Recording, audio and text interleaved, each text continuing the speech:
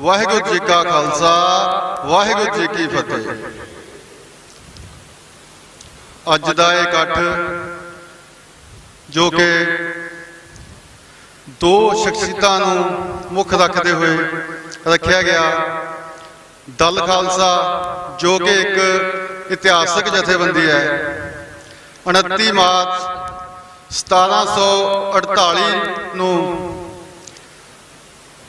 ਸਰਦਾਰ ਨਵਾਬ ਕਪੂਰ ਸਿੰਘ ਜੀ ਦੀ ਅਗਵਾਈ ਦੇ ਵਿੱਚ ਅੰਮ੍ਰਿਤਸਰ ਸਾਹਿਬ ਵਿਖੇ ਹੋਏ ਸਰਬੱਤ ਖਾਲਸਾ ਦੇ ਵਿੱਚ ਗੁਰਮਤਿ ਤੇ ਰਾਹੀਂ ਨਵਾਬ ਕਪੂਰ ਸਿੰਘ ਜੀ ਦੀ ਅਗਵਾਈ ਵਿੱਚ ਦਲ ਖਾਲਸਾ ਹੋਂਦ ਵਿੱਚ ਆਇਆ, ਜਿਸ ਦੀ ਅਗਵਾਈ ਬਾਅਦ ਵਿੱਚ ਸੁਲਤਾਨ ਉਲ ਕੌਮ ਸਰਦਾਰ ਜੱਸਾ ਸਿੰਘ ਆਹਲੂਵਾਲੀਆ ਨੇ ਕੀਤੀ। ਦਲ ਖਾਲਸਾ ਨੇ ਸਿੱਖ ਰਿਆਸਤਾਂ ਦੇ ਰੂਪ ਵਿੱਚ ਸਿੱਖ ਰਾਜ ਦੀਆਂ ਨੀਹਾਂ ਦਾ ਜਿਹੜਾ ਮੁੱਢ ਬੰਨਿਆ, ਸਿੱਖ ਰਾਜ ਦੀ ਜੜ ਲਾਈ। ਉਸ ਤੋਂ ਬਾਅਦ ਆਪਾਂ ਜਾਣਦੇ ਹਾਂ ਕਿ ਸਾਡੀ ਕੌਮ ਨੇ 50 ਸਾਲ ਰਾਜ ਕੀਤਾ ਮਹਾਰਾਜਾ ਰਣਜੀਤ ਸਿੰਘ ਦੇ ਰੂਪ ਦੇ ਵਿੱਚ, 40 ਸਾਲ 10 ਸਾਲ ਉਸ ਤੋਂ ਬਾਅਦ। ਪਰ ਫਿਰ ਇੱਥੇ ਅੰਗਰੇਜ਼ ਹਕੂਮਤ ਦਾ ਰਾਜ ਆਇਆ। ਉਸ ਤੋਂ ਬਾਅਦ ਦਲ ਖਾਲਸਾ ਦੀ ਪੁਨਰ ਸੁਰਜੀਤੀ ਲਈ ਅਜੋਕੇ ਸਮੇਂ ਵਿੱਚ ਸਰਦਾਰ ਗਜਿੰਦਰ ਸਿੰਘ ਹੁਣਾਂ ਦੀ ਅਗਵਾਈ ਦੇ ਵਿੱਚ 6 ਅਗਸਤ 1978 ਨੂੰ ਦਲ ਖਾਲਸਾ ਦਾ ਖਲੜਾ ਤਿਆਰ ਕੀਤਾ ਗਿਆ। 13 ਅਗਸਤ 1978 ਨੂੰ ਦਲ ਖਾਲਸਾ ਫਿਰ ਤੋਂ ਦੁਬਾਰਾ ਪੁਨਰ ਸੁਰਜੀਤ ਕੀਤਾ ਗਿਆ, ਹੋਂਦ ਵਿੱਚ ਆਇਆ, ਜਿਸ ਦਾ ਸਫ਼ਰ ਆਜ਼ਾਦੀ ਦੀ ਲੜਾਈ ਲਈ ਨਿਰੰਤਰ ਜਾਰੀ ਹੈ। ਤੇ ਪਿਛਲੇ ਸਮੇਂ ਸਰਦਾਰ ਗਜਿੰਦਰ ਸਿੰਘ ਹੁਣੀ 3 ਜੁਲਾਈ 2024 ਨੂੰ ਅਕਾਲ ਚਲਾਣਾ ਕਰ ਗਏ ਹਨ। ਤੇ ਉਸ ਦੇ ਨਾਲ ਹੀ ਭਾਈ ਹਰਦੀਪ ਸਿੰਘ ਨਿੱਜਰ ਜੀ ਦੀ ਯਾਦ ਨੂੰ ਸਮਰਪਿਤ, ਜਿਨ੍ਹਾਂ ਨੂੰ ਹਿੰਦ ਹਕੂਮਤ ਦੇ ਕਹਿਣ ਦੇ ਉੱਤੇ ਕੈਨੇਡਾ ਦੇ ਵਿੱਚ 18 ਜੂਨ ਨੂੰ 2023 ਨੂੰ ਸ਼ਹੀਦ ਕੀਤਾ ਗਿਆ। ਇਹਨਾਂ ਦੋਨਾਂ ਸ਼ਖਸੀਅਤਾਂ ਨੇ ਆਪਣੀ ਜ਼ਿੰਦਗੀ ਭਰ ਦੀ ਕਮਾਈ ਜਿਹੜੀ ਆ ਕੌਮ ਦੇ ਲੇਖੇ ਲਾਈ। ਸੋ ਅੱਜ ਜਿਹੜਾ ਇਹ ਇਕੱਠ ਹੋਇਆ, ਉਹਦੇ ਸੰਬੰਧ ਦੇ ਵਿੱਚ ਅਗਲੀ ਰਣਨੀਤੀ ਜਿਹੜੀ ਆ ਉਹ ਤੈਅ ਕਰਨ ਦੇ ਲਈ ਅੱਗੇ ਆਪਾਂ ਨੂੰ ਕੀ ਕਰਨਾ ਚਾਹੀਦਾ। ਸਾਡੇ ਬੁਲਾਰੇ ਜਿਹੜੇ ਇੱਥੇ ਤੁਹਾਨੂੰ ਸਾਰੀ ਗੱਲ ਜਿਹੜੀ ਆ ਆਪਣੇ ਅੱਗੇ ਤੁਹਾਡੇ ਰੱਖਣਗੇ ਗੱਲ ਆਪਣੀ। ਸੋ ਸਾਰਿਆਂ ਨੇ ਆਪਾਂ ਇਕਾਗਰ ਚਿੱਤ ਹੋ ਕੇ ਗੱਲ ਸੁਣਨੀ ਆ। ਉਸ ਤੋਂ ਬਾਅਦ ਜਿਹੜਾ ਆ ਮਾਰਚ ਕੱਢਿਆ ਜਾਏਗਾ। ਸੋ ਮੈਂ ਭਾਈ ਕਮਲਪਾਲ ਸਿੰਘ ਜੀ ਨੂੰ ਬੇਨਤੀ ਕਰਦਾ ਕਿ ਉਹ ਆਪਣੇ ਵਿਚਾਰ ਜਿਹੜੇ ਆ ਸੰਗਤ ਦੇ ਅੱਗੇ ਰੱਖਣ। ਭਾਈ ਕਮਲਪਾਲ ਸਿੰਘ ਜੀ, ਸੰਗਤਾਂ ਨੂੰ ਬੇਨਤੀ ਹੈ ਕਿ ਆਪਣੇ ਆਪਣੇ ਸਥਾਨ ਤੇ ਬੈਠਣ। ਭਾਈ ਕਮਲਪਾਲ ਸਿੰਘ ਜੀ।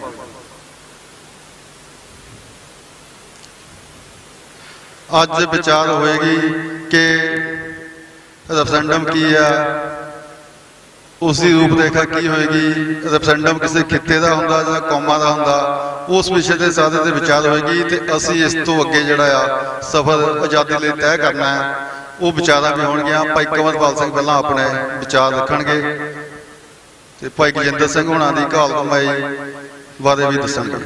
ਸੋ ਭਾਈ ਕਮਲਪਾਲ ਸਿੰਘ ਜੀ, ਵਾਹਿਗੁਰੂ ਜੀ ਕਾ ਖਾਲਸਾ ਵਾਹਿਗੁਰੂ ਜੀ ਕੀ ਫਤਿਹ। ਸਾਹਿਬ ਸ੍ਰੀ ਗੁਰੂ ਗ੍ਰੰਥ ਸਾਹਿਬ ਦੀ ਹਜ਼ੂਰੀ ਦੇ ਵਿੱਚ ਬਿਰਾਜਮਾਨ ਗੁਰੂ ਰੂਪ ਗੁਰੂ ਸਾਧ ਸੰਗਤ ਜੀਓ, ਵਾਹਿਗੁਰੂ ਜੀ ਕਾ ਖਾਲਸਾ ਵਾਹਿਗੁਰੂ ਜੀ ਕੀ ਫਤਿਹ। ਅੱਜ ਦਾ ਇਹ ਸਮਾਗਮ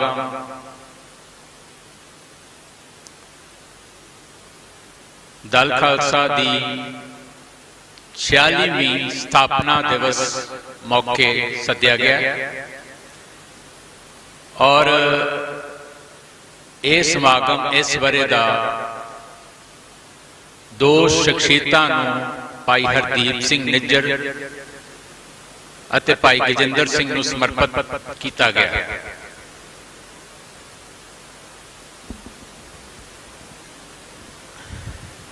ਸ਼੍ਰੋਮਣੀ ਅਕਾਲੀ ਦਲ ਅੰਮ੍ਰਿਤਸਰ ਦੇ ਪ੍ਰਧਾਨ ਸਾਹਿਬ ਸਰਦਾਰ ਸਿਮਰਨਜੀਤ ਸਿੰਘ ਮਾਨ ਉਹਨਾਂ ਨੂੰ ਬੇਨਤੀ ਕੀਤੀ ਗਈ ਸੀ ਕਿ ਸਾਡੇ ਇਸ ਸਮਾਗਮ ਦੇ ਵਿੱਚ ਉਹ ਚੀਫ ਗੈਸਟ ਦੇ ਰੂਪ ਦੇ ਵਿੱਚ ਆਉਣ। ਉਹਨਾਂ ਨੇ ਸਾਡੀ ਬੇਨਤੀ ਪ੍ਰਵਾਨ ਕੀਤੀ, ਉਹਨਾਂ ਦਾ ਬਹੁਤ ਬਹੁਤ ਧੰਨਵਾਦ। ਮੈਂ ਆਪਣੀ ਜਿਹੜਾ ਸੀ ਸੋਵੀਨਰ ਛਾਪਿਆ ਸੀ, ਮੈਂ ਉਸ ਨੂੰ ਰਸਤੇ ਦੇ ਵਿੱਚ ਦੇਖ ਰਿਹਾ ਸੀ, ਮਾਨ ਸਾਹਿਬ ਨੂੰ ਵੀ ਚੇਤੇ ਕਰਵਾਉਣਾ। 26 ਵਰ੍ਹੇ ਪਹਿਲੇ ਮੇਰੇ ਖਿਆਲ 1998 ਦੇ ਵਿੱਚ ਜਦੋਂ ਪਾਬੰਦੀ ਹਟੀ ਦਲ ਖਾਲਸਾ ਤੇ ਉਦੋਂ ਵੀ ਇਸੇ ਤਰ੍ਹਾਂ ਅਸੀਂ ਅੰਮ੍ਰਿਤਸਰ ਦੀ ਧਰਤੀ ਤੇ ਇਜਲਾਸ ਬੁਲਾਇਆ ਸੀ ਆਪਣੀ ਵਰ੍ਹੇਗੰਢ ਤੇ। ਉਸ ਦਿਨ ਵੀ ਸਾਡੇ ਵਰ੍ਹੇਗੰਢ ਦੇ ਸਮਾਗਮ ਤੇ ਜਿਹੜੇ ਮੁੱਖ ਮਹਿਮਾਨ ਸੀ ਸਰਦਾਰ ਸਿਮਰਨਜੀਤ ਸਿੰਘ ਮਾਨ ਸੀ। ਮੈਂ ਦੇਖਦਾ ਸਫ਼ਰ ਕਿੰਨੀ ਤੇਜ਼ ਦੌੜਦਾ, ਟਾਈਮ ਕਿੰਨੀ ਤੇਜ਼ ਦੌੜਦਾ। 26-27 ਸਾਲ ਬੀਤ ਗਏ ਉਸ ਸਫ਼ਰ ਨੂੰ ਸ਼ੁਰੂ ਕੀਤਿਆਂ ਨੂੰ, ਪਰ ਮੈਂ ਆਪਣੀ ਜਿਹੜੀ ਗੱਲਬਾਤ ਹੈ ਉਹ ਭਾਈ ਗਜਿੰਦਰ ਸਿੰਘ ਦੀ ਜਿਹੜੀ ਇੱਕ 2 17 ਸੀਗੀਆਂ ਉਹਨਾਂ ਦੇ ਨਾਲ ਸ਼ੁਰੂ ਕਰਦਾ। ਭਾਈ ਗਜਿੰਦਰ ਸਿੰਘ ਲਿਖਦੇ ਨੇ ਕਿ ਦਲ ਖਾਲਸਾ ਜਿਸ ਸੋਚ ਵਿੱਚੋਂ ਜਨਮਿਆ, ਉਹ ਸੋਚ ਉਸ ਨਸਲ ਦੀ ਸੀ ਜਿਨ੍ਹਾਂ ਅੱਖਾਂ ਆਜ਼ਾਦ ਭਾਰਤ ਦੀ ਗੁਲਾਮੀ ਵਿੱਚ ਖੋਲੀਆਂ ਸੀ। 6 ਅਗਸਤ ਚੰਡੀਗੜ੍ਹ ਦੇ ਵਿੱਚ ਇਕੱਤਰਤਾ, ਔਰ ਇਕੱਤਰਤਾ ਦਾ ਜਿਹੜਾ ਬੇਸ ਸੀ, ਜਿਹੜੇ ਰੂਟ ਸੀਗੀਆਂ, ਉਹ ਸੀ 13 ਅਪ੍ਰੈਲ 1978 ਦਾ ਨਿਰੰਕਾਰੀ ਸਾਕਾ।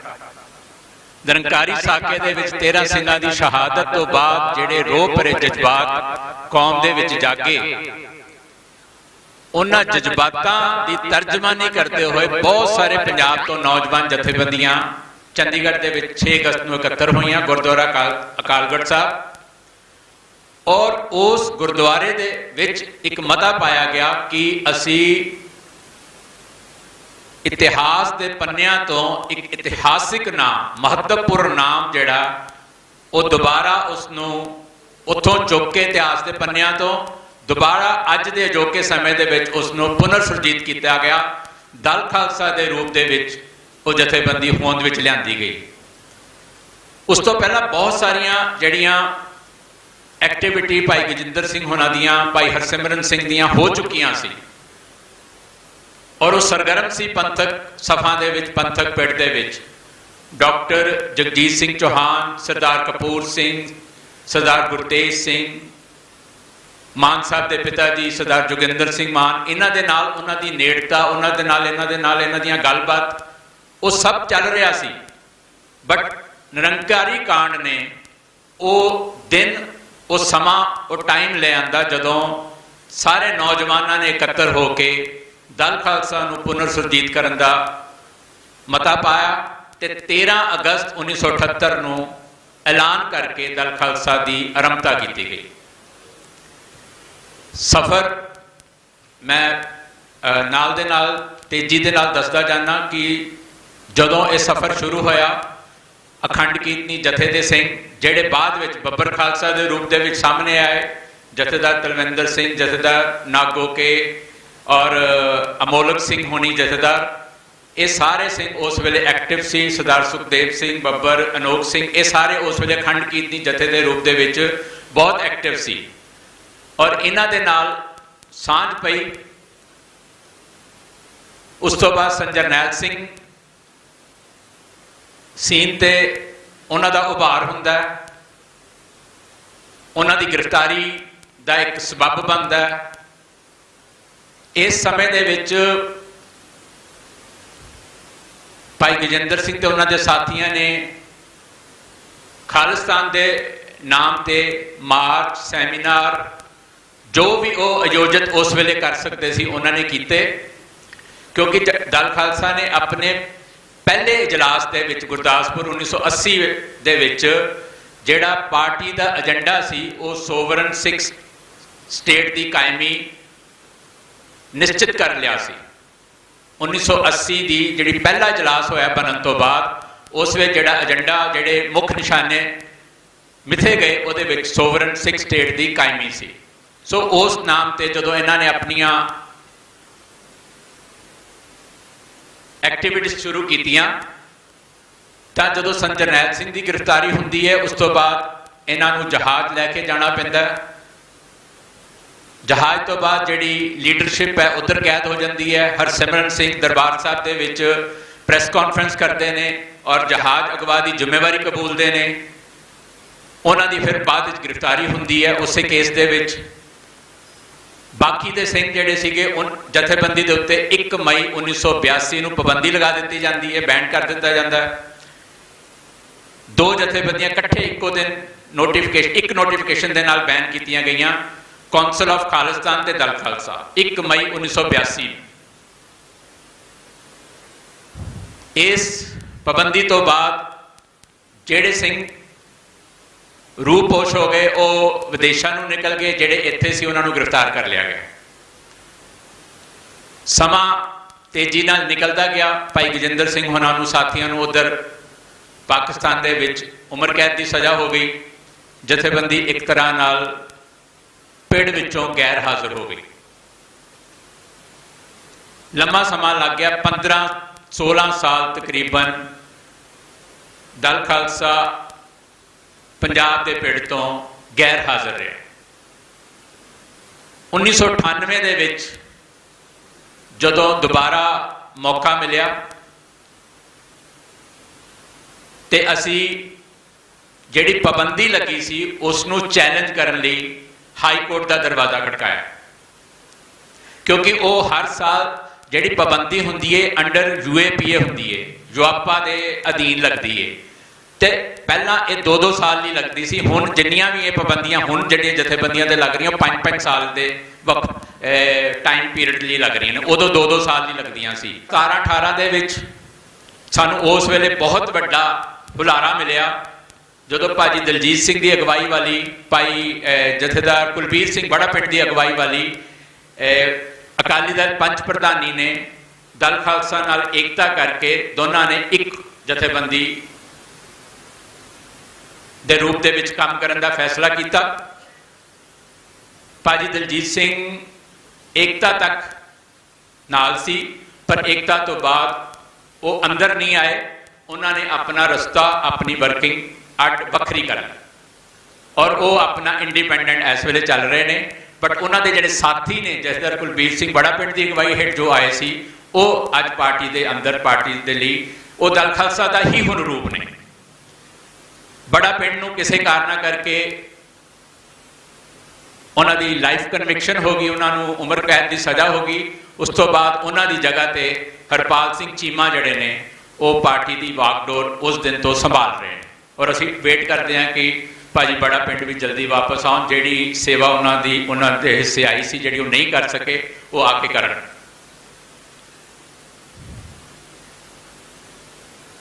ਇੱਕ 46 ਵਰੇ ਦਾ ਜਿਹੜਾ ਸਮਾਂ ਹੁੰਦਾ ਹੈ ਬਹੁਤ ਲੰਬਾ ਹੁੰਦਾ ਹੈ। ਬਹੁਤ ਲੋਕ ਤੁਹਾਡੇ ਨੇੜੇ ਆਉਂਦੇ ਨੇ, ਬਹੁਤ ਲੋਕ ਨਾਰਾਜ਼ ਹੋ ਕੇ ਚਲੇ ਵੀ ਜਾਂਦੇ ਨੇ।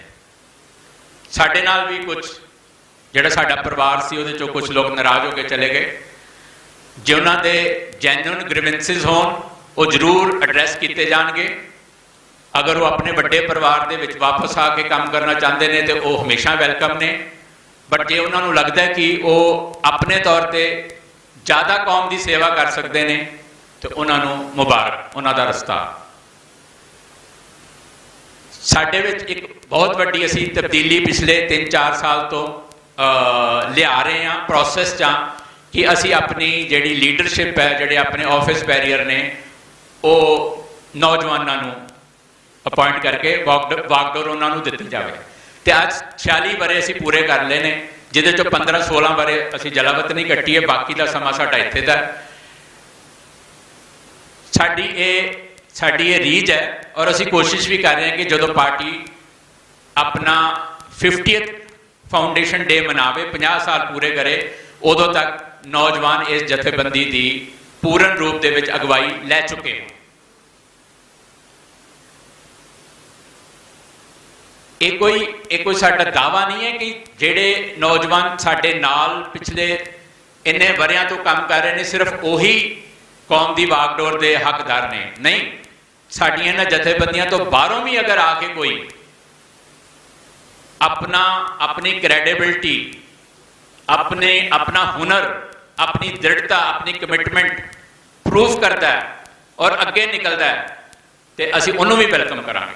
ਮੂਵਮੈਂਟ ਉੱਠਣੀ ਚਾਹੀਦੀ ਹੈ, ਸੰਘਰਸ਼ ਉੱਠਣਾ ਚਾਹੀਦਾ ਹੈ, ਲਹਿਰ ਤੁਰਨੀ ਚਾਹੀਦੀ ਹੈ ਜਿਹੜੀ ਇੱਕ ਖੜੋਤ ਦੀ ਅਵਸਥਾ 'ਚ ਹੈ। ਉਹ ਕੋਈ ਵੀ ਨੌਜਵਾਨ ਅੱਗੇ ਤੋਰੇ, ਅਸੀਂ ਹਮੇਸ਼ਾ ਉਹਨੂੰ ਵੈਲਕਮ ਕਰਾਂਗੇ। ਆਪਣੇ ਪੱਧਰ ਤੇ ਜੋ ਸਾਡੇ ਕੋਲ ਹੋ ਸਕਦਾ ਹੈ ਅਸੀਂ ਨੌਜਵਾਨਾਂ ਨੂੰ ਇੱਕ ਮੌਕਾ ਜ਼ਰੂਰ ਦੇ ਰਹੇ ਹਾਂ। ਔਰ ਮੈਂ ਸਾਰਿਆਂ ਨੂੰ ਬੇਨਤੀ ਵੀ ਕਰਾਂਗਾ, ਖਾਸ ਤੌਰ ਤੇ ਮਾਨ ਸਾਹਿਬ ਨੂੰ ਵੀ, ਕਿ ਜਿਹੜੇ ਨੌਜਵਾਨ ਸਾਡੀ ਜਥੇਬੰਦੀ ਵੱਲੋਂ ਅੱਗੇ ਆ ਰਹੇ ਨੇ ਤੁਸੀਂ ਵੀ ਉਹਨਾਂ ਨੂੰ ਉਸੇ ਤਰ੍ਹਾਂ ਥਾਪੜਾ ਦਿਓ ਜਿਵੇਂ ਕਿਸੇ ਵੇਲੇ ਤੁਹਾਡੇ ਪਿਤਾ ਜੀ ਨੇ ਸਰਦਾਰ ਗਜਿੰਦਰ ਸਿੰਘ ਨੂੰ ਦਿੱਤਾ ਸੀ ਤੇ 1998 ਤੁਸੀਂ ਸਾਨੂੰ ਦਿੱਤਾ ਸੀ। ਸਫ਼ਰ ਬਹੁਤ ਲੰਬਾ ਹੈ ਔਰ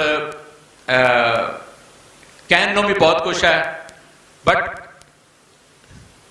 ਮਕਸਦ ਸਾਡਾ ਇੱਕ ਹੀ ਹੈ ਕਿ ਅਸੀਂ ਕਿਸੇ ਤਰੀਕੇ ਦੇ ਨਾਲ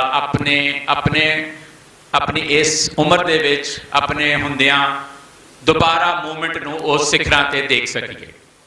ਮੂਵਮੈਂਟ ਦੇ ਆਪਣੇ ਪੱਖ ਨੇ, ਜੁਝਾਰੂ ਮੂਵਮੈਂਟ ਵੀ ਹੈ, ਡੈਮੋਕ੍ਰੈਟਿਕ ਮੂਵਮੈਂਟ ਵੀ ਹੈ, ਪੋਲੀਟੀਕਲ ਮੂਵਮੈਂਟ ਵੀ ਹੈ ਔਰ ਅੰਤਰਰਾਸ਼ਟਰੀ ਪੱਧਰ ਤੇ ਜਿਹੜੀ ਇੱਕ ਡਿਪਲੋਮੈਸੀ ਦੀ ਦੌੜ ਹੈ ਉਹ ਵੀ, ਉਹਦੇ 'ਚ ਵੀ ਸਿੱਖਾਂ ਨੂੰ ਸ਼ਾਮਲ ਹੋਣਾ ਚਾਹੀਦਾ ਹੈ।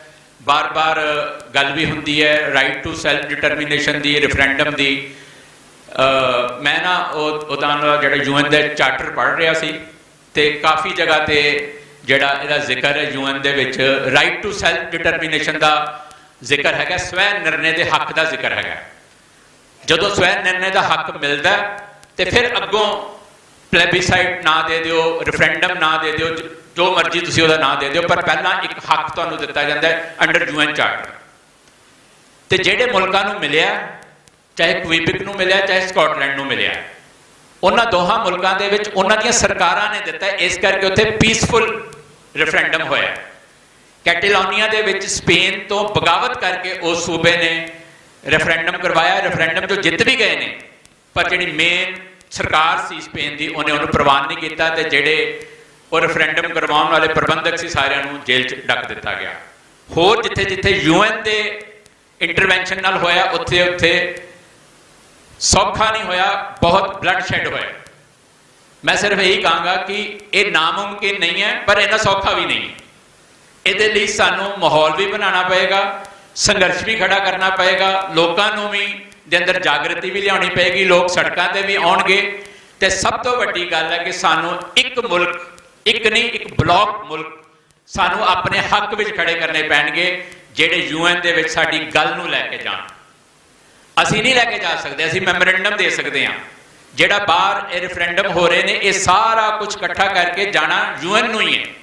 ਇਹਨਾਂ ਨੇ ਵੀ ਬਾਹਰ ਲਿਆਣੇ ਵੀ UN ਨੂੰ ਦੇਣਾ ਹੈ, ਬਟ UN ਨੂੰ ਤੁਸੀਂ ਇੱਥੇ ਦਿੱਲੀ ਦੇ ਦਿਓ, UN ਨੂੰ ਤੁਸੀਂ ਨਿਊਯਾਰਕ ਦੇ ਦਿਓ ਜਾਂ ਬਾਕੀ ਮੁਲਕਾਂ ਦੇ ਜਿਹੜੇ ਜਿੱਥੇ ਉਹਨਾਂ ਦੇ ਹੈੱਡ ਆਫਿਸ ਨੇ ਚਾਹੇ ਉੱਥੇ ਦੇ ਦਿਓ, ਜਿੱਥੇ ਮਰਜ਼ੀ ਦੇ ਦਿਓ, ਬਟ UN ਦੇ ਅੰਦਰ ਤਾਂ ਹੀ ਗੱਲ ਹੋਏਗੀ ਜੇ ਸਾਡੇ ਜਿਹੜੇ ਫਰੈਂਡਸ ਆਫ ਸਿੱਖ ਨੇ ਜਾਂ ਫਰੈਂਡਸ ਆਫ ਪੰਜਾਬ ਨੇ ਜਿਹੜੇ ਮੁਲਕ, ਉਹ ਸਾਡੀ ਗੱਲ ਅੰਦਰ ਰੱਖਣਗੇ। ਮਾਨ ਸਾਹਿਬ ਫਾਰਮਰ MP ਵੀ ਨੇ, 3 ਵਾਰ MP ਰਹੇ ਨੇ। ਡਿਪਲੋਮੈਸੀ ਦੀ ਜਿਹੜੀ ਹੈਗੀ ਹੈ ਉਹਨੂੰ, ਕਲਾ ਨੂੰ ਇਹ ਸਮਝਦੇ ਨੇ ਔਰ ਸਾਡੀ ਰਿਕੁਐਸਟ ਵੀ ਇਹਨਾਂ ਨੂੰ ਕਿ ਇਹ ਆਪਣੇ ਲੈਵਲ ਤੇ ਵੀ ਅਸੀਂ ਕੋਸ਼ਿਸ਼ ਕਰੀਏ ਕਿ ਅਮਰੀਕਾ ਅਗਰ UK ਇਸ ਵੇਲੇ ਇੱਕ ਆਪਣੀ ਜਿਹੜੀ ਪੋਜੀਸ਼ਨ ਹੈ ਸ਼ਿਫਟ ਕਰਕੇ ਪ੍ਰੋ ਇੰਡੀਆ ਕਰਕੇ ਬੈਠਾ ਹੋਇਆ ਹੈ, ਤਾਂ ਅਸੀਂ ਕੋਸ਼ਿਸ਼ ਕਰੀਏ ਕਿ ਜਿਹੜੇ ਬਾਕੀ ਯੂਰਪੀਅਨ ਮੁਲਕ ਨੇ ਉਹਨਾਂ ਨੂੰ ਆਪਣੇ ਹੱਕ ਵਿੱਚ ਖੜਾ ਕਰੀਏ, ਉਹਨਾਂ ਨੂੰ ਆਪਣੇ ਦੋਸਤ ਬਣਾਈਏ ਤਾਂ ਕਿ ਸਾਡੀ ਗੱਲ ਵੀ ਜਿਹੜੀ UN ਦੇ ਵਿੱਚ ਜਾਵੇ। ਕਿਉਂਕਿ ਜਿੰਨੀ ਦੇਰ ਤੱਕ UN ਦੇ ਅੰਦਰ ਕੋਈ ਮੁਲਕ ਸਾਡੀ ਗੱਲ ਨਹੀਂ ਕਰੇਗਾ, ਉਨੀ ਦੇਰ ਤੱਕ ਬਾਹਰੋਂ ਬੈਠ ਕੇ ਅਸੀਂ ਆਪਣੀ ਗੱਲ ਕਹਿ ਸਕਦੇ ਹਾਂ, ਰੌਲਾ ਪਾ ਸਕਦੇ ਹਾਂ, ਦੁਹਾਈ ਪਾ ਸਕਦੇ ਹਾਂ, ਬਟ ਅੰਦਰ ਜਾਣ ਲਈ ਇੱਕ ਇੰਡੀਪੈਂਡੈਂਟ ਸੋਵਰਨ ਮੁਲਕ ਦੀ ਸਾਨੂੰ ਲੋੜ ਹੈ, ਇੱਕ ਬਲੌਕ ਦੀ ਲੋੜ ਹੈ, ਕਈ ਮੁਲਕਾਂ ਦੀ ਲੋੜ ਹੈ। ਸੋ ਉਹਦੇ ਲਈ ਵੀ ਅਸੀਂ ਕੰਮ ਕਰੀਏ। ਬਹੁਤ ਸਾਰਾ ਕੰਮ ਕਰਨ ਵਾਲਾ बट मैं यही बेनती करांगा कि आओ दोने पार्टियां अपनी वर्किंग नूं होर क्लोज करके होर वधेरे बेहतर करके अगे तुरीए ते इकट्ठे ही हमला मार के जिहड़ी पंजाब की आज़ादी की जिहड़ी पिछले 5 दहाकियां तो साडा संघर्ष चल रहा उस नूं किसी अंजाम ते लैके जाइए। सारियां दा बहुत बहुत धन्नवाद।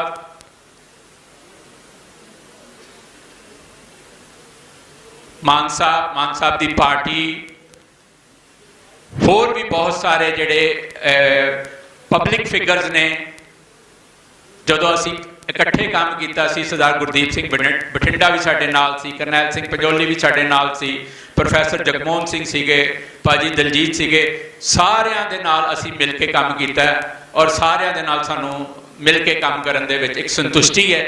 तो तुहाडे सारियां दे इत्थे आउण ते बहुत बहुत धन्नवाद है। तुसी आए हो दूरों नेड़ियों, नौजवान भी आए ने हुशियारपुर तो, मेरे ख्याल हुशियारपुर यूनिट के नौजवान ने, इन्हां दा सारियां दा धन्नवाद। और मैं मान साहब नूं बेनती करांगा कि जिस तरीके दे नाल पिछले इन्ने 26 वरियां तो साडी सांझ चल रही है, आओ इस सांझ नूं होर गूढ़ियां करिए। वाहिगुरू जी का खालसा, वाहिगुरू जी की फतेह। वाहिगुरू जी का खालसा, वाहिगुरू जी की फतेह। नौजवानों बैठ जाओ अपने अपने स्थान पर प्लीज़ ना। आवाज़ थोड़ी जी थोड़ी ज़्यादा आ रही है, बेनती है कंट्रोल करो। सो तुहानूं भाई कमलपाल सिंह होना ने जो कि पोलिटिकल अफेयर्स सैकटरी ने दल खालसा दे, उन्होंने पूरी गल समझाई है कि किस तरह UN चार्टर के अधीन स्वै निर्णय के हक जिहड़े प्राप्त किए जा सकते। उहदे लई नौजवानों सानू की करन दी लोड़ है, वो आपां किवें करना है।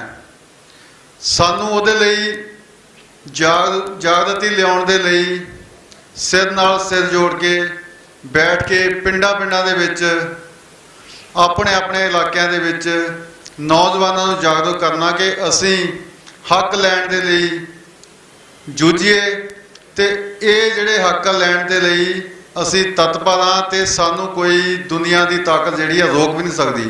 ठीक है, भाई साहब ने दस्सिया भी इन्ना सौखा तो नहीं है, पर हिम्मत जिस काम नूं लक बन खलोवे, सुक्का कंडा फुल के गुलदस्ता होवे ते जे नौजवानी डर जाए तो कुछ औखा भी नहीं है। सो धन्नवाद भाई साहब का।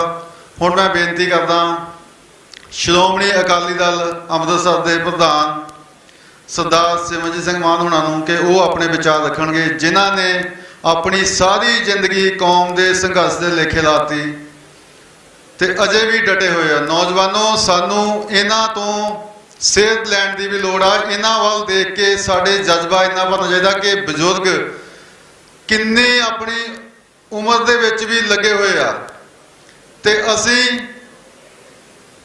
असी भी इन्हां वांग ही अपनी रहिंदी जिंदगी जिहड़ी आ कौम दे लेखे लाउणे आ, कौम दे लई असीं वर्क करना। सो सरदार सिमरनजीत सिंह जी मान प्रधान दल खालसा, सॉरी प्रधान श्रोमणी अकाली दल अमृतसर। वाहिगुरू जी का खालसा, वाहिगुरू जी की फतेह। जिंदाबाद जिंदाबाद जिंदाबाद।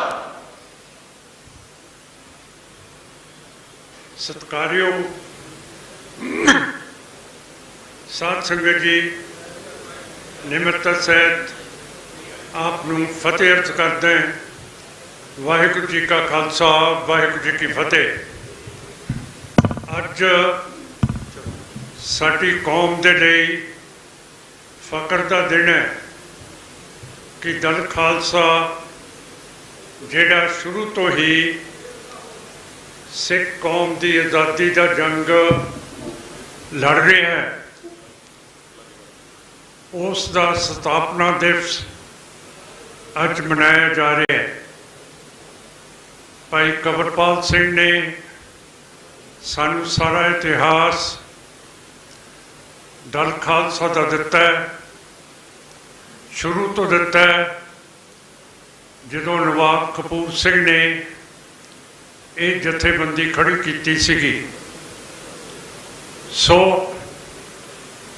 साडी पार्टी नूं, पंथ नूं ਵੀ ਫਖਰ ਹੈ ਕਿ ਦਲ ਖਾਲਸਾ ਉਹੀ ਲੀਹਾਂ ਦੇ ਉੱਤੇ ਚੱਲ ਰਿਹਾ ਹੈ ਜਿਸ ਲੀਹ ਦੇ ਉੱਤੇ ਨਵਾਬ ਕਪੂਰ ਸਿੰਘ ਨੇ ਜਥੇਬੰਦੀ ਖੜੀ ਕੀਤੀ ਸੀ ਤੇ ਭਾਈ ਗਜਿੰਦਰ ਸਿੰਘ ਜੀ ਨੇ ਆਪਣੀ ਸਾਰੀ ਉਮਰ ਲਾਤੀ ਇਸ ਜਥੇਬੰਦੀ ਨੂੰ ਆਜ਼ਾਦੀ ਦੇ ਰਾਹ ਦੇ ਉੱਤੇ ਤੋਰਨ ਦੀ। ਭਾਈ ਗਜਿੰਦਰਪਾਲ ਸਿੰਘ ਨੇ ਆਪਣਾ ਕਦੇ ਨਹੀਂ ਸੋਚਿਆ, ਆਪਣੇ ਪਰਿਵਾਰ ਦਾ ਨਹੀਂ ਸੋਚਿਆ, ਪਰ ਸਿਰਫ ਉਹਨਾਂ ਨੇ ਆਪਣੀ ਕੌਮ ਦਾ ਸੋਚਿਆ, ਜਿਹੜਾ ਕਿ ਹਰੇਕ ਸਿੱਖ ਨੂੰ ਅੱਜ ਸੋਚਣਾ ਚਾਹੀਦਾ ਹੈ ਕਿ ਅਸੀਂ ਕਿਵੇਂ ਅੱਗੇ ਵਧਣਾ ਹੈ। ਮੈਨੂੰ ਬੜਾ ਫਖਰ ਹੈ ਕਿ ਇਸ ਦਲ ਖਾਲਸਾ ਦੀ ਸਥਾਪਨਾ ਮੇਰੇ ਘਰ ਕਿਲ੍ਹਾ ਸਰਾ ਹਰਨਾਮ ਸਿੰਘ ਹੋਈ ਸੀ। ਮੇਰੇ ਬਜ਼ੁਰਗ ਸਰਦਾਰ ਜੋਗਿੰਦਰ ਸਿੰਘ ਮਾਨ ਦੇ ਦਫ਼ਤਰ ਦੇ ਵਿੱਚ, ਉੱਥੇ ਭਾਈ ਗਜਿੰਦਰ ਸਿੰਘ ਵੀ ਸੀਗੇ ਤੇ ਡਾਕਟਰ ਜਗਜੀਤ ਸਿੰਘ ਚੌਹਾਨ ਵੀ ਸੀਗੇ। ਪਰ ਮੇਰੇ ਬਜ਼ੁਰਗਾਂ ਨੇ ਮੈਨੂੰ ਇਹਦੇ ਬਾਰੇ ਕੋਈ ਇਲਮ ਨਹੀਂ ਦਿੱਤਾ, ਕਿਉਂ ਕਰਕੇ ਮੈਂ ਉਸ ਵੇਲੇ ਇੰਡੀਅਨ ਪੁਲਿਸ ਸਰਵਿਸ ਦੇ ਵਿੱਚ ਸੀਗਾ ਤੇ ਪੁਲਿਸ ਦੇ ਵਿੱਚ ਜਿਹੜੇ ਚੰਗੇ ਗਹਿਰੇ ਸਿਆਸਤਦਾਨ ਹੁੰਦੇ ਆ, ਉਹ ਪੁਲਿਸ ਦੇ ਵਿੱਚ ਆਪਣਾ ਵਿਸ਼ਵਾਸ ਨਹੀਂ,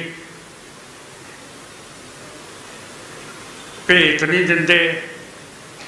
ਮੈਨੂੰ ਇਸ ਚੀਜ਼ ਦਾ ਪਤਾ ਲੱਗਿਆ ਜਦੋਂ ਮੈਂ ਇੰਗਲੈਂਡ ਦਾ ਦੌਰਾ ਲਾਇਆ ਤੇ ਡਾਕਟਰ ਜਗਜੀਤ ਸਿੰਘ ਚੌਹਾਨ ਨੇ ਮੈਨੂੰ ਸਾਰਾ ਕੁਝ ਦੱਸਿਆ। ਸੋ ਇਹ ਬੜੀਆਂ ਇਤਿਹਾਸਕ ਚੀਜ਼ਾਂ ਹੈਗੀਆਂ ਜਿਹਦੇ ਲਈ ਤੁਸੀਂ ਤੇ ਮੈਂ ਅਸੀਂ ਸਾਰੇ ਆਏ ਹਾਂ।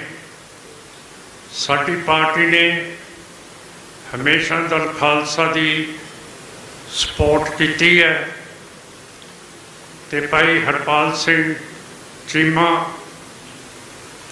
ਤੇ ਬੜੇ ਪਿੰਡ ਜੀ ਜਦੋਂ ਇਹ ਅਮਰੀਕਾ ਦੇ ਵਿੱਚ ਸੀਗੇ, ਮੈਂ ਇਹਨਾਂ ਦੋਨਾਂ ਨੂੰ ਅਮਰੀਕਾ ਦੇ ਅਦਾਲਤ ਦੇ ਵਿੱਚ ਵੀ ਤੇ ਜੇਲ੍ਹ ਦੇ ਵਿੱਚ ਵੀ ਮਿਲਿਆ ਸੀ। ਸੋ ਸਾਡੇ ਤਲਕਾਤ ਬੜੇ ਗਹਿਰੇ ਹੈ ਔਰ ਡੂੰਘੇ ਹੈ। ਅਸੀਂ ਚਾਹੁੰਦੇ ਹਾਂ ਕਿ ਸਿੱਖ ਕੌਮ ਇੱਕ ਆਜ਼ਾਦ ਹੋਵੇ ਤੇ ਕਮਿਊਨਿਸਟ ਚੀਨ, ਇਸਲਾਮਿਕ ਪਾਕਿਸਤਾਨ ਤੇ ਹਿੰਦੂ ਇੰਡੀਆ ਦੇ ਵਿਚਕਾਰ ਇੱਕ ਬਫਰ ਸਟੇਟ ਹੋਵੇ ਸਿੱਖਾਂ ਦੀ, ਜਿਹਦੇ ਨਾਲ ਇਹ ਤਿੰਨੇ ਤਾਕਤਾਂ ਜਿਹੜੀਆਂ ਪਰਮਾਣੂ ਹਥਿਆਰ ਦੇ ਨਾਲ ਲਾਂਸ ਨੇ, ਇਹ ਇੱਕ ਦੂਜੇ ਦੇ ਨਾਲ ਕਿਸੇ ਤਰ੍ਹਾਂ ਟੱਕਰ ਨਾ ਖਾਣ। ਕਿਉਂ ਕਰਕੇ ਜੇ ਕਦੇ ਵੀ ਪਰਮਾਣੂ ਯੁੱਧ ਇਹਨਾਂ ਤਿੰਨਾਂ ਤਾਕਤਾਂ ਦਾ ਹੁੰਦਾ ਤਾਂ ਸਾਡਾ ਪੰਜਾਬੀਆਂ ਦਾ, ਬੇਸ਼ੱਕ ਅਸੀਂ ਇੱਧਰਲੇ ਪਾਸੇ ਚੜ੍ਹਦੇ ਵਾਲੇ ਪਾਸੇ ਪੰਜਾਬੀ ਹੈਗੇ ਹੈ, ਬੇਸ਼ੱਕ ਲਹਿੰਦੇ ਵੱਲ ਪਾਕਿਸਤਾਨ ਦੇ ਪੰਜਾਬੀ ਹੈ, ਸਾਡਾ ਬਿਲਕੁਲ ਸਤਿਆਨਾਸ਼, ਸਾਡੀ ਜਿਹੜੀ ਜੜ ਹੈ ਉਹ ਵੱਢੀ ਜਾਊਗੀ। ਸੋ ਅਸੀਂ ਅਮਨ ਪਸੰਦ ਤਰੀਕੇ ਦੇ ਨਾਲ ਆਪਣੀ ਲੜਾਈ ਤੁਹਾਡੇ ਦਲ ਖਾਲਸਾ ਦੇ ਨਾਲ ਚੱਲ ਕੇ ਲੜ ਰਹੇ ਹਾਂ ਔਰ ਆਸ ਕਰਦੇ ਕਿ ਜਿੰਨਾ ਚਿਰ ਅਸੀਂ ਆਪਣੇ ਨਿਸ਼ਾਨੇ 'ਤੇ ਨਹੀਂ ਪਹੁੰਚਦੇ ਉਨਾ ਚਿਰ ਅਸੀਂ ਆਪਣੀ ਜਦੋਜਹਿਦ ਪੂਰੀ ਤਰ੍ਹਾਂ ਕਰਦੇ ਰਹਾਂਗੇ। ਜਿਹੜੀਆਂ ਨਵੀਆਂ ਚੀਜ਼ਾਂ ਹੁਣ ਹੋਈਆਂ, ਜਿਵੇਂ ਭਾਈ ਕਬਰਪਾਲ ਸਿੰਘ ਜੀ ਨੇ ਨਿੱਜਰ ਸਾਹਿਬ ਦਾ ਨਾਮ ਲਿਆ, ਉਹਨਾਂ ਦੇ ਨਾਲ ਭਾਈ ਸੁਖਦੂਲ ਸਿੰਘ ਤੇ ਮਲਕ ਸਾਹਿਬ ਵੀ, ਰਿਪੁਦਮਨ ਸਿੰਘ ਮਲਕ ਵੀ, ਇਹ ਸਰਕਾਰ, ਮੋਦੀ ਸਰਕਾਰ ਨੇ, ਇੰਡੀਆ ਦੀ ਸਰਕਾਰ ਨੇ ਦੂਜੇ ਮੁਲਕ ਦੇ ਵਿੱਚ ਉਹਨਾਂ ਦੀ ਬਾਦਸ਼ਾਹੀ ਸੋਵਰੇਨਿਟੀ ਦੇ ਵਿੱਚ ਦਖਲ ਦੇ ਕੇ ਉਹਨਾਂ ਨੂੰ ਸ਼ਹੀਦ ਕੀਤਾ। ਔਰ ਇਸ ਦੇ ਬਾਰੇ ਕੈਨੇਡਾ ਦੇ ਪ੍ਰਾਈਮ ਮਿਨਿਸਟਰ ਟਰੂਡੋ ਸਾਹਿਬ ਨੇ ਆਪਣੀ ਪਾਰਲੀਮੈਂਟ ਦਾ ਸੈਸ਼ਨ ਬੁਲਾ ਕੇ ਇੰਡੀਆ ਦੇ ਉੱਤੇ ਇਲਜ਼ਾਮ ਲਾਇਆ ਕਿ ਇਹ ਜਿਹੜੀ ਇੰਟੈਲੀਜੈਂਸ ਏਜੰਸੀ ਹੈ ਉਹਨਾਂ ਨੇ ਇਹ ਵਾਰ ਕੀਤੇ।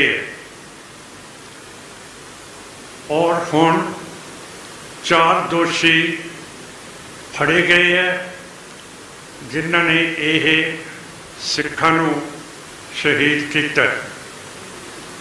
ਬਰਤਾਨੀਆ ਬਲੈਸ ਦੇ ਵਿੱਚ ਅਵਤਾਰ ਸਿੰਘ ਖੰਡੇ ਨੂੰ ਸ਼ਹੀਦ ਕੀਤਾ, ਉਸ ਨੂੰ ਜ਼ਹਿਰ ਦਿੱਤਾ, ਜਿਹੜਾ ਰੂਸ ਦੀ ਇੰਟੈਲੀਜੈਂਸ ਏਜੰਸੀ ਜਿਹਨੂੰ ਮਾਰਨਾ ਹੁੰਦਾ ਉਸ ਨੂੰ ਉਹ ਜ਼ਹਿਰ ਦੇ ਕੇ ਖਤਮ ਕੀਤਾ ਗਿਆ।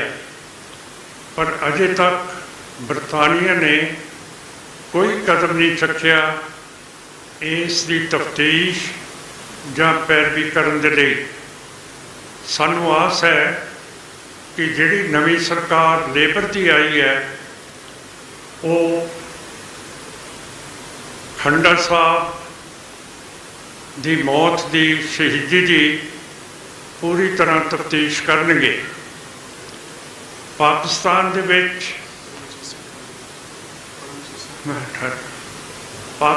ਦੇ ਵਿੱਚ ਜਿਹੜਾ ਨਾਲ ਲੱਗਦਾ ਮੁਲਕ ਹੈ ਉੱਥੇ ਵੀ ਪਰਮਜੀਤ ਸਿੰਘ ਪੰਜਪੜ ਨੂੰ ਤੇ ਲਖਬੀਰ ਸਿੰਘ ਰੋਡੇ ਨੂੰ ਸ਼ਹੀਦ ਕੀਤਾ, ਜਿਹਦਾ ਮਤਲਬ ਹੈ ਕਿ ਮੋਦੀ ਤੇ ਹਿੰਦੂਤਵਾ ਸਰਕਾਰ ਨੇ ਕਿਹਾ ਕਿ ਜਿਹੜੇ ਲੋਕ ਖਾਲਿਸਤਾਨ ਤੇ ਆਜ਼ਾਦੀ ਦੀ ਗੱਲ ਕਰਨਗੇ, ਇਹ ਮੋਦੀ ਦੇ ਲਫ਼ਜ਼ ਨੇ ਕਿ ਪਹਿਲਾਂ ਤਾਂ ਸਾਡੀਆਂ ਸਰਕਾਰਾਂ ਬਾਹਰ ਦੇ ਮੁਲਕਾਂ ਦੇ ਵਿੱਚ ਉਹਨਾਂ ਦਾ ਕੇਸ ਬਣਾ ਕੇ ਭੇਜਦੀ ਸੀ ਕਿ ਇਹ ਸੱਜਣਾਂ ਨੇ ਜਾਂ ਇਹਨਾਂ ਸਿੱਖਾਂ ਨੇ ਇੱਥੇ ਹਿੰਦੁਸਤਾਨ ਦੇ ਵਿੱਚ ਕੀ ਕੀਤਾ। ਪਰ ਹੁਣ ਮੋਦੀ ਨੇ ਕਿਹਾ ਕਿ ਹੁਣ ਅਸੀਂ ਸਿੱਧਾ ਐਕਸ਼ਨ ਲੈਂਦੇ ਹਾਂ ਤੇ ਆਪਣੇ ਦੀਪ ਸਿੰਘ ਸਿੱਧੂ ਨੂੰ ਹਰਿਆਣੇ ਦੇ ਵਿੱਚ ਸ਼ਹੀਦ ਕੀਤਾ ਤੇ ਮੂਸੇਵਾਲ ਨੂੰ ਪੰਜਾਬ ਦੇ ਵਿੱਚ ਸ਼ਹੀਦ ਕੀਤਾ।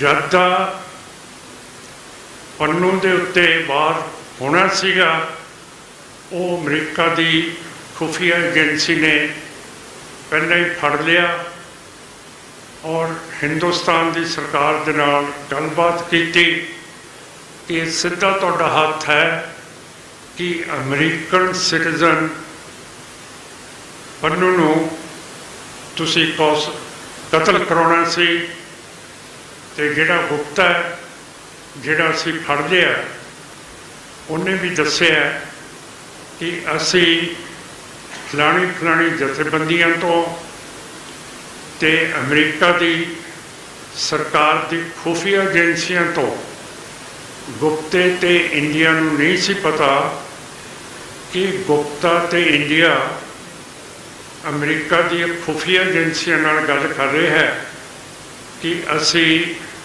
ਪੰਨੂ ਨੂੰ ਮਾਰਨਾ। ਸੋ ਇਹਦੀ ਗਹਿਰੀ ਤੌਰ ਤੇ ਅਮਰੀਕਾ ਨੇ ਤਫਤੀਸ਼ ਕੀਤੀ ਹੈ ਤੇ ਗੁਪਤਾ ਹੁਣ ਨਿਊਯਾਰਕ ਦੀ ਅਦਾਲਤ ਦੇ ਵਿੱਚ ਇਹ ਚੀਜ਼ਾਂ ਭੁਗਤ ਰਿਹਾ ਹੈ। ਕੱਲ੍ਹ ਹੀ ਮੈਂ ਇੱਕ ਸਟੇਟਮੈਂਟ ਦਿੱਤੀ ਹੈ ਕਿ ਜਿਹੜਾ ਇੰਡੀਆ ਨਵਾਂ ਹਵਾਈ ਜਹਾਜ਼ ਮਾਰਕ 3 ਜਾਂ 2 ਬਣਾ ਰਿਹਾ ਹੈ, ਉਹਦੇ ਵਿੱਚ ਜਿਹੜੀ ਅਮਰੀਕਾ ਨੇ ਟੈਕਨੋਲੋਜੀ ਦੇਣੀ ਹੈ ਉਹ ਅਜੇ ਨਾ ਦੇਵੇ, ਜਿੰਨਾ ਚਿਰ ਪੰਨੂ ਸਾਹਿਬ ਦਾ ਕੇਸ ਦੀ ਪੂਰੀ ਸਮਝ, ਤਫਤੀਸ਼ ਤੇ ਜਿਹੜੀ ਜੁੰਡਲੀ ਹੈ ਉਸ ਨੂੰ ਗ੍ਰਿਫਤਾਰ ਨਹੀਂ ਕੀਤਾ ਜਾਂਦਾ। ਜੁੰਡਲੀ ਕਿਹੜੀ ਹੈ? ਪ੍ਰਾਈਮ ਮਿਨਿਸਟਰ ਮੋਦੀ ਹੈ, ਉਹਨਾਂ ਦਾ ਗ੍ਰਹਿ ਵਜ਼ੀਰ ਅਮਿਤ ਸ਼ਾਹ ਹੈ, ਵਿਦੇਸ਼ੀ ਵਜ਼ੀਰ ਜੈ ਸ਼ੰਕਰ ਹੈ, ਨੈਸ਼ਨਲ ਸਿਕਿਉਰਿਟੀ ਐਡਵਾਈਜ਼ਰ ਅਜੀਤ ਡੋਇਲ ਹੈ, ਤੇ ਰੌ ਦਾ ਮੁਖੀ ਸਿਨਹਾ ਤੇ ਰਾਣਾ ਗੋਇਲ ਹੈ, ਸੁਮਿਤ ਗੋਇਲ, ਜਿਹੜਾ ਸਾਡਾ ਗੁਰਦਾਸਪੁਰ ਦਾ SSP ਵੀ ਰਿਹਾ ਹੈ, ਤੇ ਉਸ ਨੇ ਆਪਣੇ SSP ਹੋਣ ਦੇ ਮੌਕੇ ਦੇ ਵਿੱਚ ਕਾਫੀ ਸਿੱਖਾਂ ਨੂੰ ਸ਼ਹੀਦ ਕੀਤਾ। ਸੋ ਇਹ ਜਿਹੜੀ ਪਾਲਿਸੀ ਹੈ ਇੰਡੀਆ ਦੀ ਕਿ ਜਿਹੜੇ ਸਿੱਖ ਆਜ਼ਾਦੀ ਦੀ ਗੱਲ ਕਰਦੇ ਹੈ ਉਹਨਾਂ ਨੂੰ ਅਸੈਸੀਨੇਟ, ਗੋਲੀ ਮਾਰ ਕੇ ਜਾਂ ਜ਼ਹਿਰ ਦੇ ਕੇ ਮਾਰਿਆ ਜਾਵੇ, ਇਹ ਜਿਹੜੀ ਸਾਜ਼ਿਸ਼ ਹੈ ਇਹ ਮੈਂ ਸਮਝਦਾ ਨਾ ਤਾਂ ਬ੍ਰਿਟਾਨੀਆ ਨੂੰ, ਨਾ ਕੈਨੇਡਾ ਨੂੰ, ਨਾ ਅਮਰੀਕਾ ਨੂੰ, ਨਾ ਜਾਪਾਨ ਨੂੰ, ਨਾ ਆਸਟ੍ਰੇਲੀਆ ਜਾਂ ਨਿਊਜ਼ੀਲੈਂਡ ਦੇ ਵਿੱਚ ਇਸ ਨੂੰ ਠੀਕ ਸਮਝਿਆ ਗਿਆ, ਬਲਕਿ ਆਸਟ੍ਰੇਲੀਆ ਦੀ ਸਰਕਾਰ ਬਹੁਤ ਫਿਕਰਮੰਦ ਹੈ ਕਿ ਇੰਡੀਆ ਦੀਆਂ ਏਜੰਸੀਆਂ ਜਿਹੜੇ ਵੀ ਸਾਡੇ ਸਿੱਖ ਹੈਗੇ ਆ ਆਸਟ੍ਰੇਲੀਆ ਦੇ ਵਿੱਚ, ਜਿੱਥੇ ਜਿੱਥੇ ਗੁਰਦੁਆਰਾ ਸਾਹਿਬ ਹੈਗੇ ਹੈ ਉੱਥੇ ਉਹਨਾਂ ਦਾ ਪਿੱਛਾ ਕਰਦੀ ਹੈ, ਤੇ ਜਿਹੜੇ ਸਿੱਖ ਇਹਨਾਂ ਏਜੰਸੀਆਂ ਦੇ ਨਾਲ ਚੱਲਣ ਨੂੰ ਹਾਂ ਕਰ ਦਿੰਦੇ ਹੈ ਉਹਨਾਂ ਨੂੰ ਇੰਡੀਆ ਜਦੋਂ ਆਉਂਦੇ ਹੈ ਹਰੇਕ ਸਹੂਲਤ ਦਿੱਤੀ ਜਾਂਦੀ ਹੈ। ਪਰ ਜਿਹੜੇ ਸਿੱਖ ਇਸ ਰੋਲ ਤੇ ਇਹ ਫੋਰਨ ਆਫਿਸ ਦੇ ਨਾਲ ਨਹੀਂ ਚੱਲਦੇ, ਉਹਨਾਂ ਨੂੰ ਇੰਡੀਆ ਦਾ ਵੀਜ਼ਾ ਨਹੀਂ ਦਿੱਤਾ ਜਾਂਦਾ ਜਾਂ ਹੋਰ ਕੋਈ ਸਹੂਲਤ ਜਿਹੜੀ ਦੂਜਿਆਂ ਨੂੰ ਦਿੱਤੀ ਜਾਂਦੀ ਹੈ। ਸੋ ਇਹ ਦੁਨੀਆ ਦੇ ਵਿੱਚ ਬਹੁਤ ਵੱਡਾ ਇੱਕ ਸਵਾਲ ਹੈ। ਹੁਣ ਸਵਾਲ ਇਹ ਹੈ ਕਿ ਹਿੰਦੁਤਵਾ ਵੀ ਆਪਣੇ ਟਰੈਵਲ ਏਜੰਟਾਂ ਤੋਂ ਤੇ ਹੋਰਾਂ ਤੋਂ ਜਿਹੜੇ ਸਾਡੇ ਨੌਜਵਾਨ ਬਾਹਰ ਜਾਣਾ ਚਾਹੁੰਦੇ ਹੈ ਉਹਨਾਂ ਤੋਂ ਇਹ ਘੁਮਾਉਂਦੇ ਹੈ ਕਿ ਜੇ ਤੁਸੀਂ ਬਾਹਰ ਜਾਣਾ ਤੇ ਸਿਰ ਮੂੰਹ ਮੁੰਨ ਦਿਓ, ਜਿਸ ਕਰਕੇ ਕਾਫੀ ਸਾਡੇ ਨੌਜਵਾਨ ਉਹਨਾਂ ਨੇ ਸਿਰ ਮੁੰਨੇ ਹੋਏ ਹੈ, ਦਾੜ੍ਹੀਆਂ ਵੱਢੀਆਂ ਹੋਈਆਂ ਔਰ ਇਸ ਟਰੈਪ ਦੇ ਵਿੱਚ ਆ ਚੁੱਕੇ ਹੈ। ਹੁਣ ਨਵੀਂ ਗੱਲ ਹੈ ਕਿ ਓਲੰਪਿਕ ਖੇਡਾਂ ਹੋਈਆਂ ਸੀ, ਹਾਕੀ ਦੀ ਟੀਮ ਦੇ ਵਿੱਚ 10 ਸਿੱਖ ਸੀਗੇ, ਸਿਰਫ ਇੱਕੋ ਸਿੱਖ ਖਿਡਾਰੀ ਦਾ ਦਾੜਾ ਪ੍ਰਕਾਸ਼ ਸੀ ਤੇ ਕੇਸ ਸੀ, ਬਾਕੀ ਸਾਰੇ ਮੁੰਨੇ ਰੋਡੇ ਸੀਗੇ। ਹੁਣ ਜਦੋਂ ਉਹ ਵਾਪਸ ਆਏ ਹੈ ਇੱਕ ਬ੍ਰੌਂਜ਼ ਦਾ ਤਕਮਾ ਲੈ ਕੇ ਦਰਬਾਰ ਸਾਹਿਬ ਦੇ ਵਿੱਚ ਗਏ, ਤੁਸੀਂ ਦੇਖਦੇ ਹੋ ਕਿ ਹੱਥ ਜੋੜ ਕੇ ਉਹਨਾਂ ਨੇ ਫੋਟੋਆਂ ਖਿਚਾਈਆਂ। ਬੜੀ ਸੋਹਣੀ ਗੱਲ ਹੈ ਕਿ ਇਹ ਜਿੱਤ ਕੇ ਆਏ, ਪਰ ਸਿੱਖ ਜਿਹੜੇ ਸਾਰੀ ਦੁਨੀਆ ਦੇ ਵਿੱਚ ਐਡੇ ਪ੍ਰੈਸ਼ਰ ਦੇ ਵਿੱਚ ਹੈ ਕਿ ਇਹਨਾਂ ਦੀ ਨਸਲਕੁਸ਼ੀ ਹੋਈ ਹੈ, ਦਰਬਾਰ ਸਾਹਿਬ ਦੇ ਉੱਤੇ ਮਿਲਟਰੀ ਹਮਲੇ ਹੋਏ ਹੈ ਤੇ ਅੱਜ ਵੀ ਫੜੋ ਫੜਾਈ ਹੋ ਰਹੀ ਹੈ। ਕਿ ਜੇ ਇਹ 9 ਖਿਡਾਰੀ ਕੇਸਾਂ ਸਣੇ ਦਾੜੀ ਸਣੇ ਖੇਡਦੇ ਹੁੰਦੇ ਤਾਂ ਬਾਹਰ ਦੇ ਲੋਕਾਂ ਨੂੰ ਵੀ ਪਤਾ ਹੋਣਾ ਸੀ ਕਿ ਇਹ ਸਾਰੇ ਸਿੱਖ ਨੇ, ਕਿਉਂ ਕਰਕੇ ਦੁਨੀਆ ਨੂੰ ਪਤਾ ਲੱਗ ਗਿਆ ਕਿ ਸਿੱਖਾਂ ਦੇ ਉੱਤੇ ਕੀ ਹਿੰਦੁੱਤਵਾ ਜ਼ੁਲਮ ਕਰ ਰਹੀ ਹੈ। ਸੋ ਇਹ ਸਾਰੀਆਂ ਚੀਜ਼ਾਂ ਤੁਹਾਡੇ ਸਾਹਮਣੇ ਹੈ। ਭਾਈ ਕਮਲਪਾਲ ਸਿੰਘ ਜੀ ਨੇ ਭਾਈ ਤਲਵਿੰਦਰ ਸਿੰਘ ਦੀ ਗੱਲ ਕੀਤੀ, ਬੜੇ ਤਕੜੇ ਯੋਧੇ ਸੀਗੇ।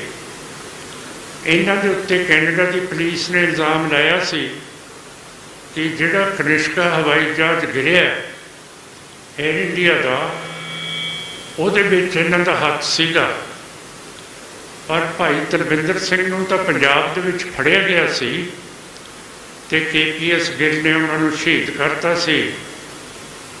ਤੇ ਮੈਂ ਪੁੱਛਦਾ ਕਿ ਜੇ ਹਿੰਦੁਤਵਾ ਇੰਡੀਆ ਇੰਨੀ ਦਿਲਚਸਪੀ ਲੈਂਦਾ ਕਨਿਸ਼ਕਾ ਦੇ ਵਿੱਚ, ਫਿਰ ਤਲਵਿੰਦਰ ਸਿੰਘ ਨੂੰ ਇਹਨਾਂ ਨੇ ਕੈਨੇਡਾ ਦੀ ਪੁਲਿਸ ਨੂੰ ਕਿਉਂ ਨਹੀਂ ਦਿੱਤਾ ਕਿ ਇਹਦੀ ਪੁੱਛਗਿੱਛ ਹੁੰਦੀ? ਇੱਥੇ ਹੀ KPS ਗਿੱਲ ਨੇ ਉਹਨਾਂ ਨੂੰ ਸ਼ਹੀਦ ਕਰ ਦਿੱਤਾ।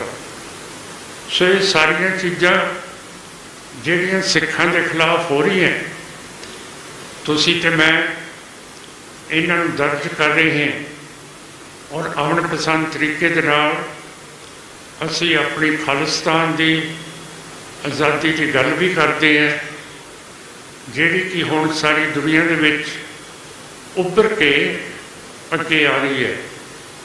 ਸੋ ਮੈਂ ਆਸ ਕਰਦਾ ਕਿ ਜਿਹੜੀਆਂ ਵੀ ਜਥੇਬੰਦੀਆਂ ਆਜ਼ਾਦੀ, ਰੈਫਰੈਂਡਮ, ਪਲੇਬਸਾਈਟ ਦੀ ਗੱਲ ਕਰਦੀਆਂ, ਉਹ ਉੱਭਰ ਕੇ ਆਪਣਾ ਕੰਮ ਕਰਦੀਆਂ ਰਹਿਣਗੀਆਂ ਔਰ ਦਲ ਖਾਲਸਾ ਵਰਗਣ ਇਹ ਕਦੇ ਪਿੱਛੇ ਨਹੀਂ ਹਟਣਗੀਆਂ ਔਰ ਆਜ਼ਾਦੀ ਲੈਣ ਤੱਕ ਅਸੀਂ ਆਪਣੀ ਜਦੋਜਹਿਦ ਦੇ ਵਿੱਚ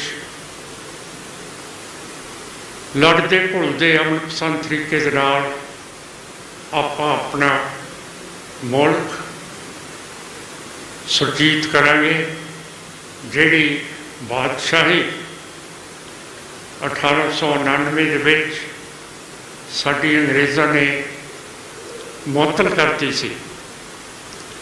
ਹੁਣ ਤੁਸੀਂ ਦੇਖੋ, ਜਦੋਂ ਕਿਸੇ ਨੂੰ ਮੁਅੱਤਲ ਕਰੀਦਾ ਉਹ ਬਾਅਦ ਦੇ ਵਿੱਚ ਸੁਰਜੀਤ ਵੀ ਹੋ ਜਾਂਦਾ, ਪਰ ਜਿਹੜੀ ਚੀਜ਼ ਨੂੰ ਭੰਗ ਕਰ ਦਈਏ ਉਹ ਚੀਜ਼ ਸੁਰਜੀਤ ਨਹੀਂ ਹੋਇਆ ਕਰਦੀ। ਸਾਡਾ ਰਾਜ ਭਾਗ, ਸਾਡੀ ਬਾਦਸ਼ਾਹੀ, ਸੋਵਰੇਨਿਟੀ ਭੰਗ ਨਹੀਂ ਕੀਤੀ ਗਈ, ਇਸ ਨੂੰ ਮੁਅੱਤਲ ਕੀਤਾ। ਤੇ ਅੰਗਰੇਜ਼ ਜਦੋਂ 1947 ਦੇ ਵਿੱਚ ਹਿੰਦ ਦੇ 2 ਟੁਕੜੇ ਕਰਕੇ ਗਏ ਹੈ, ਮੁਸਲਮਾਨਾਂ ਦੇ ਲਈ ਪਾਕਿਸਤਾਨ, ਹਿੰਦੂਆਂ ਦੇ ਲਈ ਇੰਡੀਆ, ਉਹਨਾਂ ਦਾ ਕਾਨੂੰਨੀ ਤੌਰ ਤੇ, ਅਖਲਾਕੀ ਤੌਰ ਦੇ ਉੱਤੇ ਫਰਜ਼ ਬਣਦਾ ਸੀ ਕਿ ਜਿਹੜੀ ਬਾਦਸ਼ਾਹੀ ਸਿੱਖਾਂ ਦੀ ਅਸੀਂ ਭੰਗ ਮੁਅੱਤਲ ਕੀਤੀ ਹੈ ਉਸ ਨੂੰ ਸੁਰਜੀਤ ਕਰੀਏ। ਪਰ ਇਹ ਬਹੁਤ ਭਾਰੀ ਅਣਗਹਿਲੀ ਕੀਤੀ ਹੈ ਤੇ ਸਾਡੇ ਜਿਹੜੇ ਉਸ ਵੇਲੇ ਦੇ ਲੀਡਰ ਸੀਗੇ ਜਿਨ੍ਹਾਂ ਨੇ ਆਜ਼ਾਦੀ ਲੈਣੀ ਸੀ, ਉਹ ਥੋੜ੍ਹੇ ਜਿਹੇ ਪੜ੍ਹਨ ਦੇ ਵਿੱਚ, ਪੜ੍ਹਾਈ ਦੇ ਵਿੱਚ ਪਛੜੇ ਹੋਏ ਸੀ। ਤੇ ਮੁਸਲਮਾਨਾਂ ਦਾ ਲੀਡਰ ਜਿਨ੍ਹਾਂ, ਹਿੰਦੂਆਂ ਦੇ ਲੀਡਰ ਨਹਿਰੂ ਤੇ ਗਾਂਧੀ, ਇਹ ਵਲੈਤ ਤੋਂ ਆਪਣੀ ਵਕਾਲਤ ਕਰਕੇ ਆਏ ਸੀਗੇ।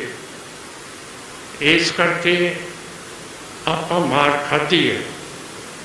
ਤੋ ਜਿਹੜਾ ਆਉਣ ਵਾਲਾ ਸਮਾਂ ਉਹਦੇ ਵਿੱਚ ਜਿੱਥੇ ਜੋਸ਼ ਵੀ ਪੂਰਾ ਹੋਣਾ ਚਾਹੀਦਾ, ਸਾਰਾ ਕੁਝ ਹੋਣਾ ਚਾਹੀਦਾ, ਪਰ ਪੜ੍ਹਾਈ ਦੇ ਵਿੱਚ ਆ ਕੇ ਇਲਮ ਵੀ ਪੂਰਾ ਹੋਣਾ ਚਾਹੀਦਾ ਕਿ ਅਸੀਂ ਆਪਣੀ ਆਜ਼ਾਦੀ ਨੂੰ ਕਿਵੇਂ ਲੈਣਾ।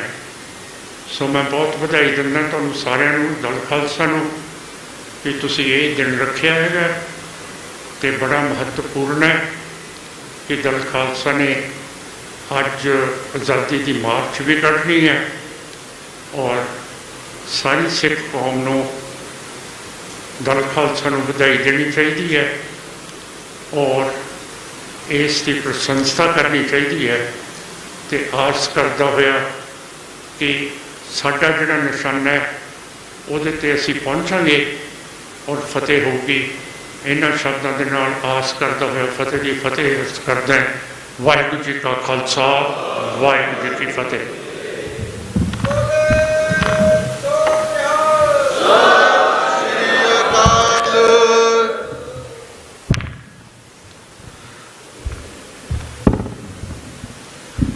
ਸੋ ਇਹ ਸਨ ਸਰਦਾਰ ਸਿਮਰਜੀਤ ਸਿੰਘ ਜੀ ਮਾਨ, ਜਿਨ੍ਹਾਂ ਨੇ ਇੰਨਾ ਤਸ਼ੱਦਦ ਚੱਲਦੇ ਹੋਏ ਵੀ ਹਕੂਮਤ ਦਾ ਤੇ ਆਪਣਾ ਰੁਤਬਾ ਕਾਇਮ ਰੱਖਿਆ ਤੇ ਨਿਰੰਤਰ ਆਜ਼ਾਦੀ ਦੇ ਸੰਘਰਸ਼ ਦੇ ਵਿੱਚ ਆਪਣਾ ਕਾਫਲਾ ਲੈ ਕੇ ਜਿਹੜਾ ਅੱਗੇ ਵੱਧ ਰਹੇ ਨੇ। ਸੋ ਨੌਜਵਾਨੋ, ਬੇਨਤੀ ਹੈ ਕਿ ਸਾਡੇ ਪੁਰਖਿਆਂ ਨੇ ਜੋ ਕਾਰਜ ਆਰੰਭਿਆ ਉਸ ਦੀ ਪ੍ਰਾਪਤੀ ਲਈ ਉਹਨਾਂ ਨੇ ਜੋ ਕਰਨਾ ਸੀ ਕਰ ਗਏ ਨੇ। ਅੱਜ ਭਾਈ ਗਜਿੰਦਰ ਸਿੰਘ ਨੂੰ ਸਾਰੇ ਅਸੀਂ ਯਾਦ ਕਰ ਰਹੇ ਹਾਂ, ਪਰ ਉਹਨਾਂ ਨੇ ਜੋ ਕਾਰਜ ਆਪਣਾ ਆਰੰਭਿਆ ਸੀ ਉਹ ਪੂਰਾ ਕਰ ਗਏ ਨੇ। ਜਾਣ ਵਾਲੇ ਕਦੇ ਮੁੜ ਨਹੀਂ ਆਉਂਦੇ, ਸਾਨੂੰ ਆਪਣਾ ਆਪਣਾ ਬਣਦਾ ਫਰਜ਼ ਜਿਹੜਾ ਨਿਭਾਉਣਾ ਪੈਣਾ। ਸਾਡਾ ਰਾਜ ਕਿਵੇਂ ਬ੍ਰਿਟਿਸ਼ ਹਕੂਮਤ ਨੇ ਸਾਡੇ ਕੋਲੋਂ ਧੋਖੇ ਨਾਲ ਖੋਇਆ, ਹੁਣੇ ਸਰਦਾਰ ਸਾਹਿਬ ਗੱਲ ਕਰਕੇ ਗਏ ਨੇ। ਉਹ ਰਾਜ, ਜਿਸ ਰਾਜ ਦੇ ਵਿੱਚ ਕੋਈ ਜੇਲ੍ਹ ਵੀ ਨਹੀਂ ਸੀ ਤੇ ਉਸ ਰਾਜ ਦੇ ਵਿੱਚ ਘੱਟ ਗਿਣਤੀਆਂ ਇੰਨੀਆਂ ਖੁਸ਼ ਸਨ ਕਿ ਕੋਈ ਇੱਕ ਵੀ ਉਦਾਹਰਨ ਨਹੀਂ ਹੈਗੀ ਵੀ ਕੋਈ ਮੰਦਿਰ ਢਾਇਆ ਗਿਆ ਹੋਵੇ, ਕੋਈ ਮਸਜਿਦ ਢਾਈ ਗਈ ਹੋਵੇ ਜਾਂ ਕੋਈ ਗਿਰਜਾ ਢਾਇਆ ਗਿਆ ਹੋਵੇ। ਉਹ ਰਾਜ ਦੁਬਾਰਾ ਹਾਸਲ ਕਰਨ ਦੇ ਲਈ ਨੌਜਵਾਨੋ ਅਸੀਂ ਇਕੱਠੇ ਹੋਈਏ ਤੇ ਆਪਣਾ ਕਾਫਲਾ ਬਣਾ ਕੇ ਅੱਗੇ ਚੱਲੀਏ। ਦਲ ਖਾਲਸਾ ਦੇ ਕਾਰਜਕਾਰੀ ਪ੍ਰਧਾਨ ਸਰਦਾਰ ਪਰਮਜੀਤ ਸਿੰਘ ਜੀ ਮੰਡ, ਜੋ ਕਿ ਮਾਰਚ ਦੀ ਅਗਵਾਈ ਕਰਨਗੇ ਤੇ ਉੱਥੇ ਜਿੱਥੇ ਸਮਾਪਤੀ ਹੋਏਗੀ ਉੱਥੇ ਆਪਣੇ ਵਿਚਾਰ ਵੀ ਰੱਖਣਗੇ। ਆਪਾਂ ਸਾਰਿਆਂ ਨੇ ਉਹਨਾਂ ਦੇ ਵਿਚਾਰ ਉੱਥੇ ਸੁਣਨੇ ਹਨ ਤੇ ਸਾਰਿਆਂ ਨੇ ਅਸੀਂ ਮਾਰਚ ਦੇ ਵਿੱਚ ਡਿਸਪਲਿਨ ਦੇ ਨਾਲ ਚੱਲਣਾ। ਅਸੀਂ ਸਾਰੇ ਭਾਈ ਗਜਿੰਦਰ ਸਿੰਘ ਨੂੰ ਪਿਆਰ ਕਰਦੇ ਹਾਂ ਨਾ, ਕਰਦੇ ਪਿਆਰ ਸਾਰੇ, ਜੈਕਾਰਾ ਲਾਈਏ ਉਹਨਾਂ ਨਾਂ ਦਾ, ਬੋਲੇ ਸੋ ਨਿਹਾਲ। ਅਸੀਂ ਸਾਰੇ ਭਾਈ ਗਜਿੰਦਰ ਸਿੰਘ ਨੂੰ ਪਿਆਰ ਕਰਦੇ ਹਾਂ ਤੇ ਅਸੀਂ ਸਾਰਿਆਂ ਨੇ ਗੁਰੂ ਦੀ ਹਜ਼ੂਰੀ ਵਿੱਚ ਇਹ ਸ਼ਾਦੀ ਭਰੀ ਆ। ਤੇ ਹੁਣ ਮੇਰੀ ਇੱਕ ਬੇਨਤੀ ਆ ਸਾਰੇ ਨੌਜਵਾਨਾਂ ਨੂੰ, ਚਾਹੇ ਕੋਈ ਬਜ਼ੁਰਗ ਹੈ ਚਾਹੇ ਨੌਜਵਾਨ, ਅਸੀਂ ਇੱਕ ਦਰਦ ਲੈ ਕੇ ਚੱਲੇ ਹੋਏ ਆ ਤੇ ਸਾਰਿਆਂ ਨੇ ਅਸੀਂ ਡਿਸਪਲਿਨ ਨਾਲ ਜਾਣਾ ਤੇ ਇੱਕ ਦਰਦ ਜਿਹੜਾ ਆ ਸਾਡੇ ਇਸ ਮਾਰਚ ਦੇ ਵਿੱਚ ਜ਼ਰੂਰ ਝਲਕੇ ਤੇ ਜੋਸ਼ ਵੀ, ਦਰਦ ਵੀ ਤੇ ਜੋਸ਼ ਵੀ ਦੋਨੋਂ ਝਲਕਣੇ ਚਾਹੀਦੇ ਆ। ਤੇ ਦਰਦ ਇੰਨਾ ਹੋਣਾ ਚਾਹੀਦਾ ਕਿ ਅਸੀਂ ਕਿਸੇ ਵੀ ਨੌਜਵਾਨ ਨੇ ਲਾਈਨ ਤੱਕ ਨਹੀਂ ਤੋੜਨੀ। ਸਾਡੇ ਵਲੰਟੀਅਰ ਜਿਨ੍ਹਾਂ ਦੀ ਡਿਊਟੀ ਲੱਗੀ ਆ ਉਹ ਲਾਈਨਾਂ ਬਣਾਉਣਗੇ ਤੇ 2 ਲਾਈਨਾਂ ਵਿੱਚ ਮਾਰਚ ਜਾਏਗਾ। ਕੋਈ ਵੀ ਇੱਕ ਦੂਸਰੇ ਤੋਂ ਅੱਗੇ ਲੰਘਣ ਦੀ ਕੋਸ਼ਿਸ਼ ਨਾ ਕਰੇ। ਸਰਦਾਰ ਸਿਮਰਜੀਤ ਸਿੰਘ ਮਾਨ ਤੇ ਸਾਡੇ ਦਲ ਖਾਲਸਾ ਦੇ ਪ੍ਰਧਾਨ ਸਰਦਾਰ ਹਰਪਾਲ ਸਿੰਘ ਚੀਮਾ ਜੀ, ਨੌਜਵਾਨੋ ਬੇਨਤੀ ਹੈ ਬੈਠੋ, ਅਜੇ ਵਿਚਾਰ ਰਹਿੰਦੇ ਨੇ, ਪ੍ਰਧਾਨ ਸਾਹਿਬ ਨੇ ਬੋਲਣਾ ਅਜੇ। ਤੇ ਸਾਡੇ ਦਲ ਖਾਲਸਾ ਦੇ ਪ੍ਰਧਾਨ ਸਰਦਾਰ ਹਰਪਾਲ ਸਿੰਘ ਚੀਮਾ ਜੀ, ਇਹ ਦੋਨੋਂ ਸ਼ਖਸੀਅਤਾਂ ਜਿਹੜੀਆਂ, ਇਹਨਾਂ ਲਈ ਸਪੈਸ਼ਲ ਅਸੀਂ ਜੀਪ ਤਿਆਰ ਕੀਤੀ ਹੈ। ਇਹ ਜੀਪ ਵਿੱਚ ਬੈਠਣਗੇ, ਅਸੀਂ ਸਾਰਿਆਂ ਨੇ ਇਹਨਾਂ ਦੇ ਨਾਲ ਪੈਦਲ ਚੱਲਣਾ ਹੈ ਤੇ ਕਿਸੇ ਨੇ ਵੀ ਲਾਈਨ ਨਹੀਂ ਤੋੜਨੀ। ਸੋ ਸਾਰੀਆਂ ਆਈਆਂ ਹੋਈਆਂ ਸੰਗਤਾਂ ਦਾ ਧੰਨਵਾਦ ਦਲ ਖਾਲਸਾ ਦੇ ਪ੍ਰਧਾਨ ਸਰਦਾਰ ਹਰਪਾਲ ਸਿੰਘ ਚੀਮਾ ਜੀ ਕਰਨਗੇ। ਉਹਨਾਂ ਨੂੰ ਬੇਨਤੀ ਹੈ ਕਿ ਉਹ ਸਾਰੀਆਂ ਸੰਗਤਾਂ ਦਾ ਧੰਨਵਾਦ ਕਰਨ। ਬਾਕੀ ਸਾਰਿਆਂ ਨੇ ਉੱਥੇ ਜਾ ਕੇ ਅਸੀਂ ਸਮਾਪਤੀ, ਮਤਲਬ ਜਦ ਤੱਕ ਮਾਰਚ ਦੀ ਸਮਾਪਤੀ ਨਹੀਂ ਹੁੰਦੀ, ਡਿਸਪਲਿਨ ਨਾਲ ਜਾਣਾ। ਕੋਈ ਵੀ ਵੀਰ ਅੱਗੇ ਪਿੱਛੇ ਨਿਕਲਣ ਦੀ ਕਾਹਲ ਨਾ ਕਰੇ। ਸੋ ਵਲੰਟੀਅਰਾਂ ਨੂੰ ਬੇਨਤੀ ਹੈ ਕਿ ਉਹ ਜਿਹੜਾ ਆ ਆਪਣਾ ਬਣਦਾ ਫਰਜ਼ ਨਿਭਾਉਣ। ਸੋ ਸਰਦਾਰ ਹਰਪਾਲ ਸਿੰਘ ਚੀਮਾ ਜੀ ਪ੍ਰਧਾਨ ਦਲ ਖਾਲਸਾ ਆਪਣੇ ਵਿਚਾਰ ਰੱਖਣਗੇ। ਵਾਹਿਗੁਰੂ ਜੀ ਕਾ ਖਾਲਸਾ, ਵਾਹਿਗੁਰੂ ਜੀ ਕੀ ਫਤਿਹ। ਸ੍ਰੀ ਗੁਰੂ ਗ੍ਰੰਥ ਸਾਹਿਬ ਜੀ ਦੀ ਹਜ਼ੂਰੀ ਦੇ ਵਿੱਚ ਸਭਾਈਮਾਨ ਸਾਧ ਸੰਗਤ, ਵਾਹਿਗੁਰੂ ਜੀ ਕਾ ਖਾਲਸਾ, ਵਾਹਿਗੁਰੂ ਜੀ ਕੀ ਫਤਿਹ। ਅੱਜ ਦਲ ਖਾਲਸਾ ਦਾ ਸਥਾਪਨਾ ਦਿਵਸ ਹੈ ਜਿਹੜਾ ਉਹ ਮਨਾ ਰਹੇ ਹਾਂ ਹਰ ਸਾਲ ਦੀ ਤਰ੍ਹਾਂ। ਤੇ ਨਾਲ ਆਜ਼ਾਦੀ ਮਾਰਚ ਜੋ ਦਲ ਖਾਲਸਾ ਦਾ ਤੇ ਸ਼੍ਰੋਮਣੀ ਅਕਾਲੀ ਦਲ ਅੰਮ੍ਰਿਤਸਰ ਦਾ ਸਾਡਾ ਨਿਸ਼ਾਨਾ ਹੈ ਕਿ ਕੌਮ ਹੈ ਜਿਹੜੀ ਉਹ ਇੱਕ ਰਾਜ ਕੌਮ ਨੂੰ ਲੈ ਕੇ ਦਿੱਤਾ ਜਾਵੇ, ਖਾਲਸਾ ਰਾਜ।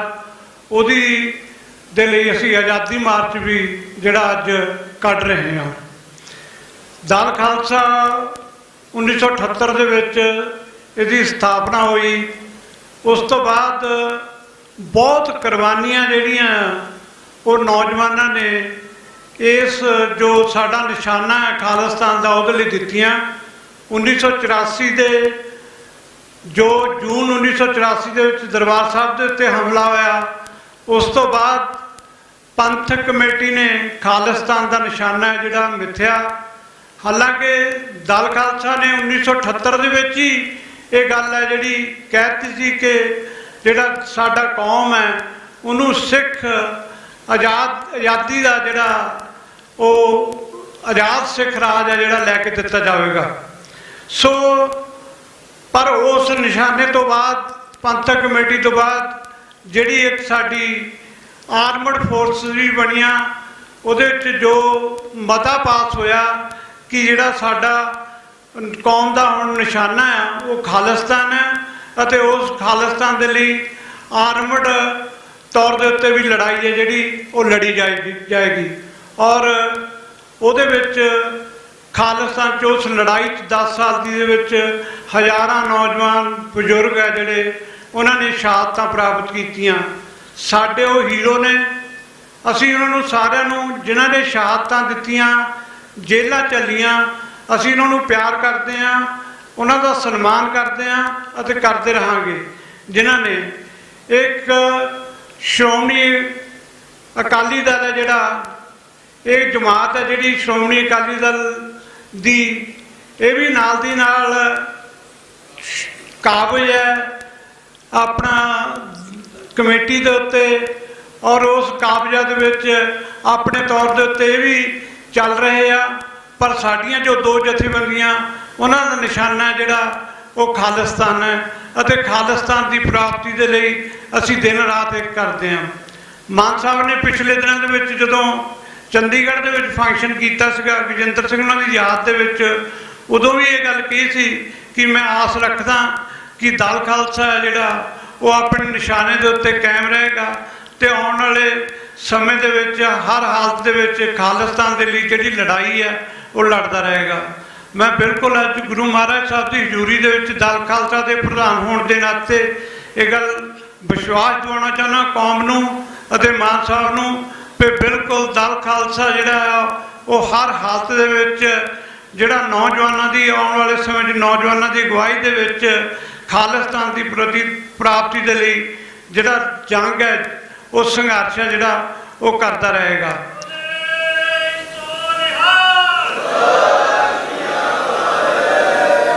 ਇਸ ਨਿਸ਼ਾਨੇ ਦੀ ਪ੍ਰਾਪਤੀ ਦੇ ਲਈ ਬਾਹਰ ਤੋਂ ਵਿਦੇਸ਼ਾਂ ਤੋਂ ਬਹੁਤ ਜਥੇਬੰਦੀਆਂ ਜਿਹੜੀਆਂ ਨੇ ਉਹ ਸਾਡੀਆਂ ਜਿਹੜੀਆਂ ਨੇ ਸਪੋਰਟ ਕਰਦੀਆਂ ਨੇ। ਸ਼੍ਰੋਮਣੀ ਅਕਾਲੀ ਦਲ ਅੰਮ੍ਰਿਤਸਰ ਦੀ ਮਾਨ ਸਾਹਿਬ ਉਹਨਾਂ ਦੀ ਵੀ ਸਪੋਰਟ ਕਰਦੇ ਨੇ, ਦਲ ਖਾਲਸਾ ਦੀ ਵੀ ਸਪੋਰਟ ਕਰਦੇ ਨੇ। ਸਿੱਖ ਯੂਥ ਫੈਡਰੇਸ਼ਨ UK ਧੰਨਵਾਦੀ ਹਾਂ ਅਸੀਂ ਉਹਨਾਂ ਦੇ, ਸਿੱਖ ਯੂਥ ਆਫ ਅਮਰੀਕਾ ਉਹਨਾਂ ਦੇ ਧੰਨਵਾਦੀ ਹਾਂ, ਸਿੱਖ ਯੂਥ ਆਫ ਯੂਰਪ ਹੈ ਜਿਹੜਾ ਉਹਨਾਂ ਦੇ ਧੰਨਵਾਦੀ ਹਾਂ, ਜਿਹੜੀ ਅਮਰੀਕਨ ਸਿੱਖ ਗੁਰਦੁਆਰਾ ਪ੍ਰਬੰਧਕ ਕਮੇਟੀ ਹੈ ਜਿਹਦੇ ਡਾਕਟਰ ਪ੍ਰਿਤਪਾਲ ਸਿੰਘ ਕੋਆਰਡੀਨੇਟਰ ਨੇ ਉਹਨਾਂ ਦੇ ਧੰਨਵਾਦੀ ਹਾਂ। ਸੋ ਇਹਨਾਂ ਸਾਰੇ ਜਥੇਬੰਦੀਆਂ ਦੇ ਧੰਨਵਾਦੀ ਹਾਂ ਜਿਹੜੇ ਟਾਈਮ ਟੂ ਟਾਈਮ ਸਾਡੀ ਜਿਹੜੀ ਮਦਦ ਹੈ ਉਹ ਕਰਦੇ ਰਹਿੰਦੇ ਨੇ ਤੇ ਖਾਲਿਸਤਾਨ ਦੇ ਸੰਘਰਸ਼ ਦੇ ਵਿੱਚ ਹਿੱਸਾ ਪਾਉਂਦੇ ਰਹੇ ਨੇ।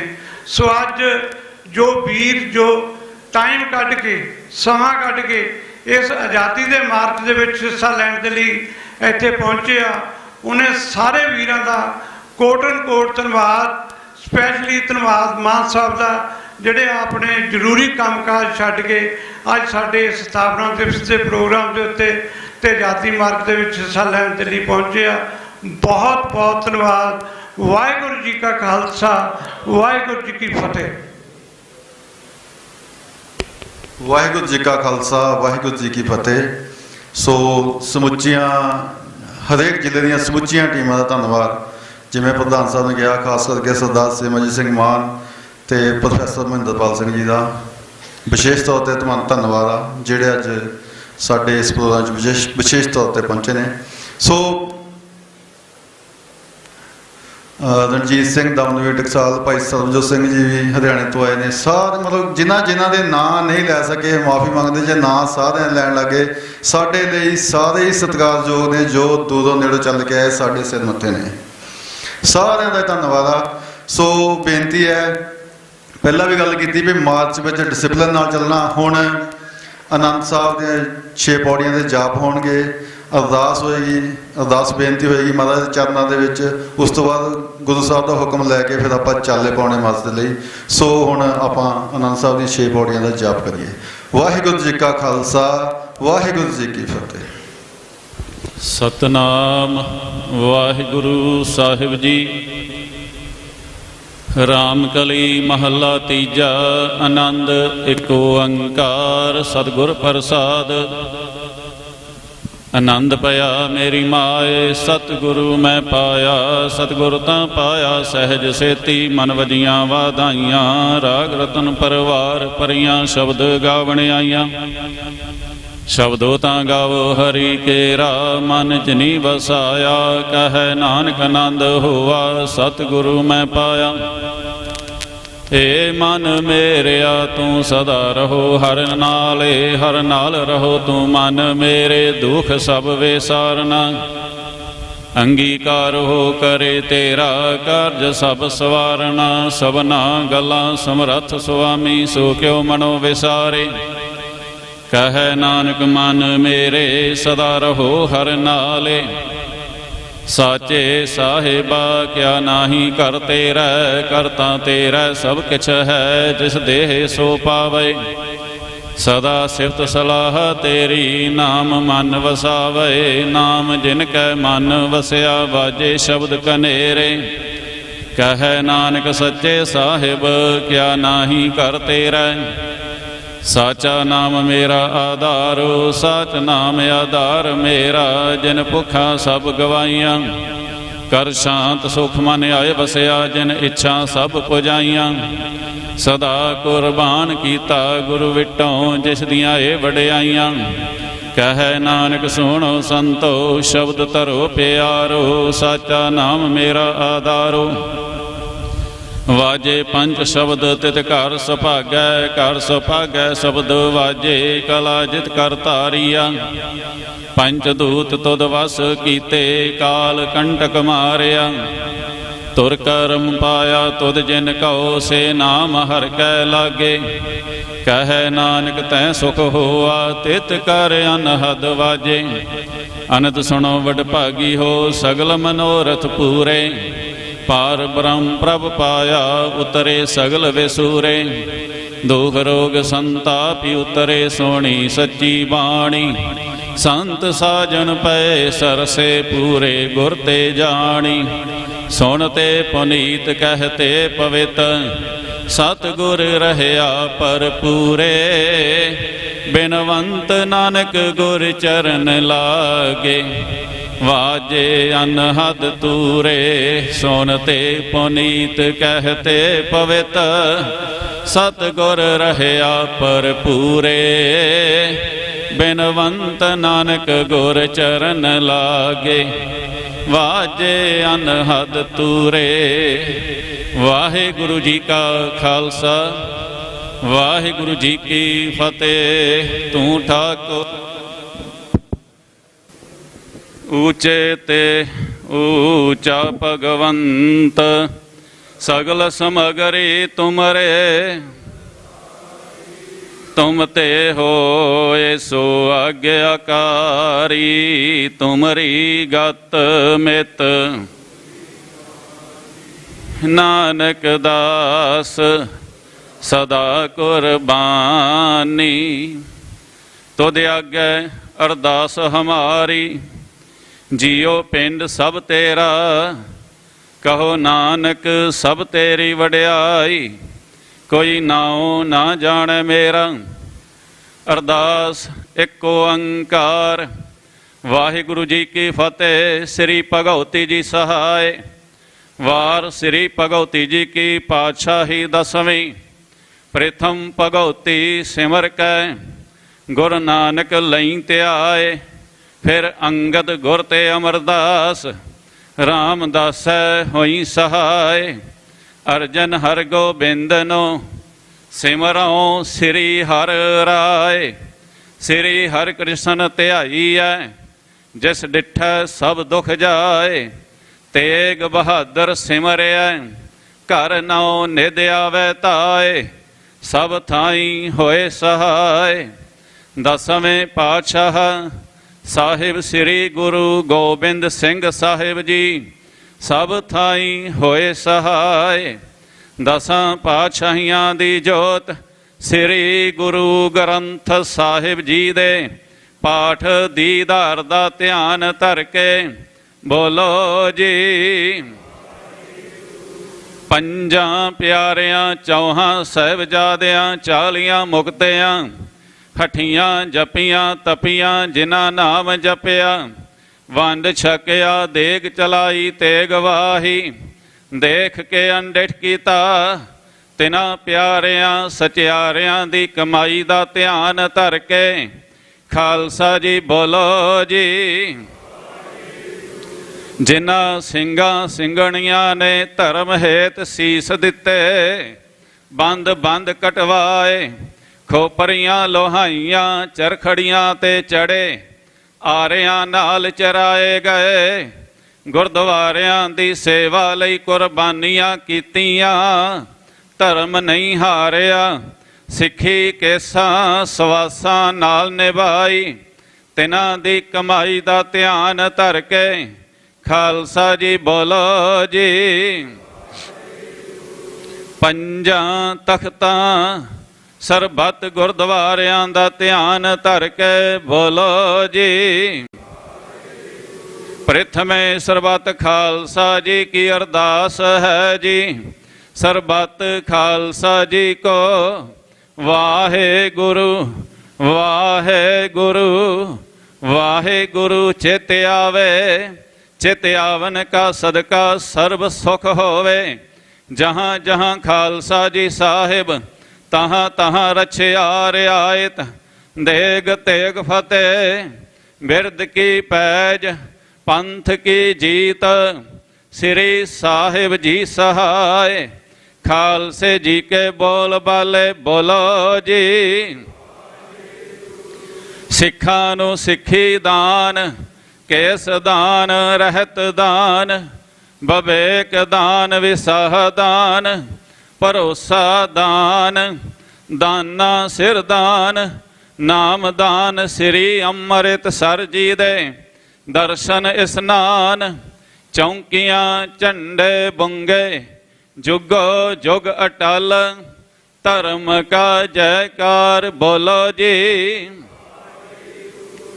ਸਿੱਖਾਂ ਦਾ ਮਨ ਨੀਵਾਂ, ਮਤ ਉੱਚੀ ਮਤ ਪਤ ਦਾ ਰਾਖਾ ਆਪ ਵਾਹਿਗੁਰੂ।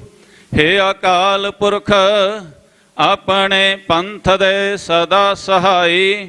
ਦਾਤਾਰ ਜੀਓ ਸ੍ਰੀ ਨਨਕਾਣਾ ਸਾਹਿਬ ਤੇ ਹੋਰ ਗੁਰਦੁਆਰਿਆਂ ਗੁਰਧਾਮਾਂ ਦੇ, ਜਿਨ੍ਹਾਂ ਤੋਂ ਪੰਥ ਨੂੰ ਵਿਛੋੜਿਆ ਗਿਆ ਹੈ।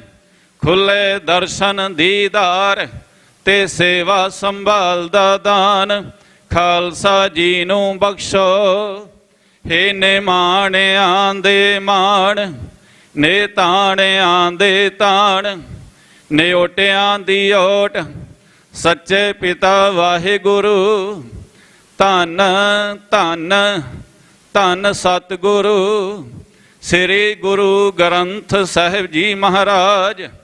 ਆਪ ਜੀ ਦੇ ਹਜ਼ੂਰ ਅਰਦਾਸ ਬੇਨਤੀ ਸਤਿਗੁਰੂ ਜੀਓ। ਆਪ ਜੀ ਦੀ ਕਿਰਪਾ ਰਹਿਮਤ ਸਦਕਾ ਸਤਿਗੁਰੂ ਜੀਓ। ਦਲ ਖਾਲਸਾ ਵੱਲੋਂ ਸਤਿਗੁਰੂ ਜੀਓ, ਦਲ ਖਾਲਸਾ ਦੇ ਸਥਾਪਨਾ ਦਿਵਸ ਨੂੰ ਸਮਰਪਿਤ ਸਤਿਗੁਰੂ ਜੀ ਭਾਈ ਹਰਦੀਪ ਸਿੰਘ ਜੀ ਅਤੇ ਭਾਈ ਗਜਿੰਦਰ ਸਿੰਘ ਜੀ ਦੀ ਯਾਦ ਦੇ ਵਿੱਚ ਆਪ ਜੀ ਦੇ ਪਾਵਨ ਪਵਿੱਤਰ ਸਥਾਨਾਂ ਤੇ ਦੀਵਾਨ ਸਜਾਏ ਗਏ। ਸਜੇ ਦੀਵਾਨਾਂ ਵਿੱਚ ਪੰਥਕ ਵਿਚਾਰਾਂ ਹੋਈਆਂ, ਸਮੁੱਚੀ ਸੇਵਾ ਨਿਭਾਉਂਦਿਆਂ ਹੋਈਆਂ ਭੁੱਲਾਂ ਖਿਮਾ ਕਰਨੀਆਂ। ਅੱਗੇ ਤੋਂ ਸਮਤ ਬਖਸ਼ਣੀ ਸਤਿਗੁਰੂ ਜੀ, ਸਮੂਹ ਸੰਗਤਾਂ ਦੀਆਂ ਹਾਜ਼ਰੀਆਂ ਦਰ ਪ੍ਰਵਾਨ ਕਰਨੀਆਂ। ਤਿਲ ਫੁੱਲ ਭੇਟਾਵਾਂ ਪ੍ਰਵਾਨ ਕਰਨੀਆਂ। ਦੇਸਾਂ ਪਰਦੇਸਾਂ ਵਿੱਚ ਸੰਗਤਾਂ ਦੇ ਸਿਰ ਤੇ ਮਿਹਰ ਭਰਿਆ ਹੱਥ ਰੱਖਣਾ ਸਤਿਗੁਰੂ ਜੀ, ਕਿਰਪਾ ਰਹਿਮਤ ਕਰਨੀ। ਖਾਲਸਾ ਪੰਥ ਦੀ ਚੜ੍ਹਦੀ ਕਲਾ ਕਰਨੀ ਸਤਿਗੁਰੂ ਜੀਓ। ਆਪ ਜੀ ਦੇ ਹਜ਼ੂਰ ਅਰਦਾਸ ਬੇਨਤੀ ਸਤਿਗੁਰੂ ਜੀਓ। ਦਲ ਖਾਲਸਾ ਵੱਲੋਂ ਅਤੇ ਸ਼੍ਰੋਮਣੀ ਅਕਾਲੀ ਦਲ ਅੰਮ੍ਰਿਤਸਰ ਵੱਲੋਂ ਸਤਿਗੁਰੂ ਜੀ ਮਾਰਚ ਕੱਢਿਆ ਜਾ ਰਿਹਾ ਹੈ। ਆਪ ਜੀ ਨੇ ਕਿਰਪਾ ਕਰਨੀ, ਆਗਿਆ ਬਖਸ਼ਣੀ। ਅੰਗ ਸੰਗ ਸਹਾਈ ਹੋ ਕਰਕੇ ਕਾਰਜ ਰਾਸ ਕਰਨੇ। ਸਮੂਹ ਸੰਗਤਾਂ ਦੇ ਸਿਰ ਤੇ ਮਿਹਰ ਭਰਿਆ ਹੱਥ ਰੱਖਣਾ ਸਤਿਗੁਰੂ ਜੀ। ਦਰ ਆਈਆਂ ਸੰਗਤਾਂ ਦੀਆਂ ਹਾਜ਼ਰੀਆਂ ਦਰ ਪ੍ਰਵਾਨ ਕਰਨੀਆਂ। ਸੇਵਕਾਂ ਵੱਲੋਂ ਆਪ ਜੀ ਦੇ ਹਜ਼ੂਰ ਅੰਮ੍ਰਿਤਮਈ ਕੜਾ ਪ੍ਰਸ਼ਾਦ ਦੀ ਦੇਗ ਹਾਜ਼ਰ ਹੈ। ਦਰ ਪ੍ਰਵਾਨ ਹੋਵੇ, ਪ੍ਰਵਾਨ ਹੋਇਆ ਪ੍ਰਸ਼ਾਦ ਜੋ ਜੀ ਛਕੇ। ਆਪ ਜੀ ਦਾ ਪਵਿੱਤਰ ਨਾਮ ਸਤਨਾਮ ਸ੍ਰੀ ਵਾਹਿਗੁਰੂ ਵਾਹਿਗੁਰੂ ਵਾਹਿਗੁਰੂ ਜਪੇ। ਕਿਰਪਾ ਕਰੋ ਜੀ, ਇਲਾਹੀ ਫਰਮਾਨ ਬਖਸ਼ੋ। ਸੰਗਤਾਂ ਨੂੰ ਕਿਰਤਾਰਥ ਕਰੋ। ਅੱਖਰ ਵਾਧਾ ਘਾਟਾ ਭੁੱਲ ਚੁੱਕ ਮਾਫ ਕਰਨੀ। ਸਰਬੱਤ ਦੇ ਕਾਰਜ ਰਾਸ ਕਰਨੇ। ਸਈ ਪਿਆਰੇ ਮੇਲ ਜਿੰਨਾ ਮਿਲਿਆ ਤੇਰਾ ਨਾਮ ਚਿਤ ਆਵੇ। ਨਾਨਕ ਨਾਮ ਚੜ੍ਹਦੀ ਕਲਾ ਤੇਰੇ ਭਾਣੇ ਸਰਬੱਤ ਦਾ ਭਲਾ।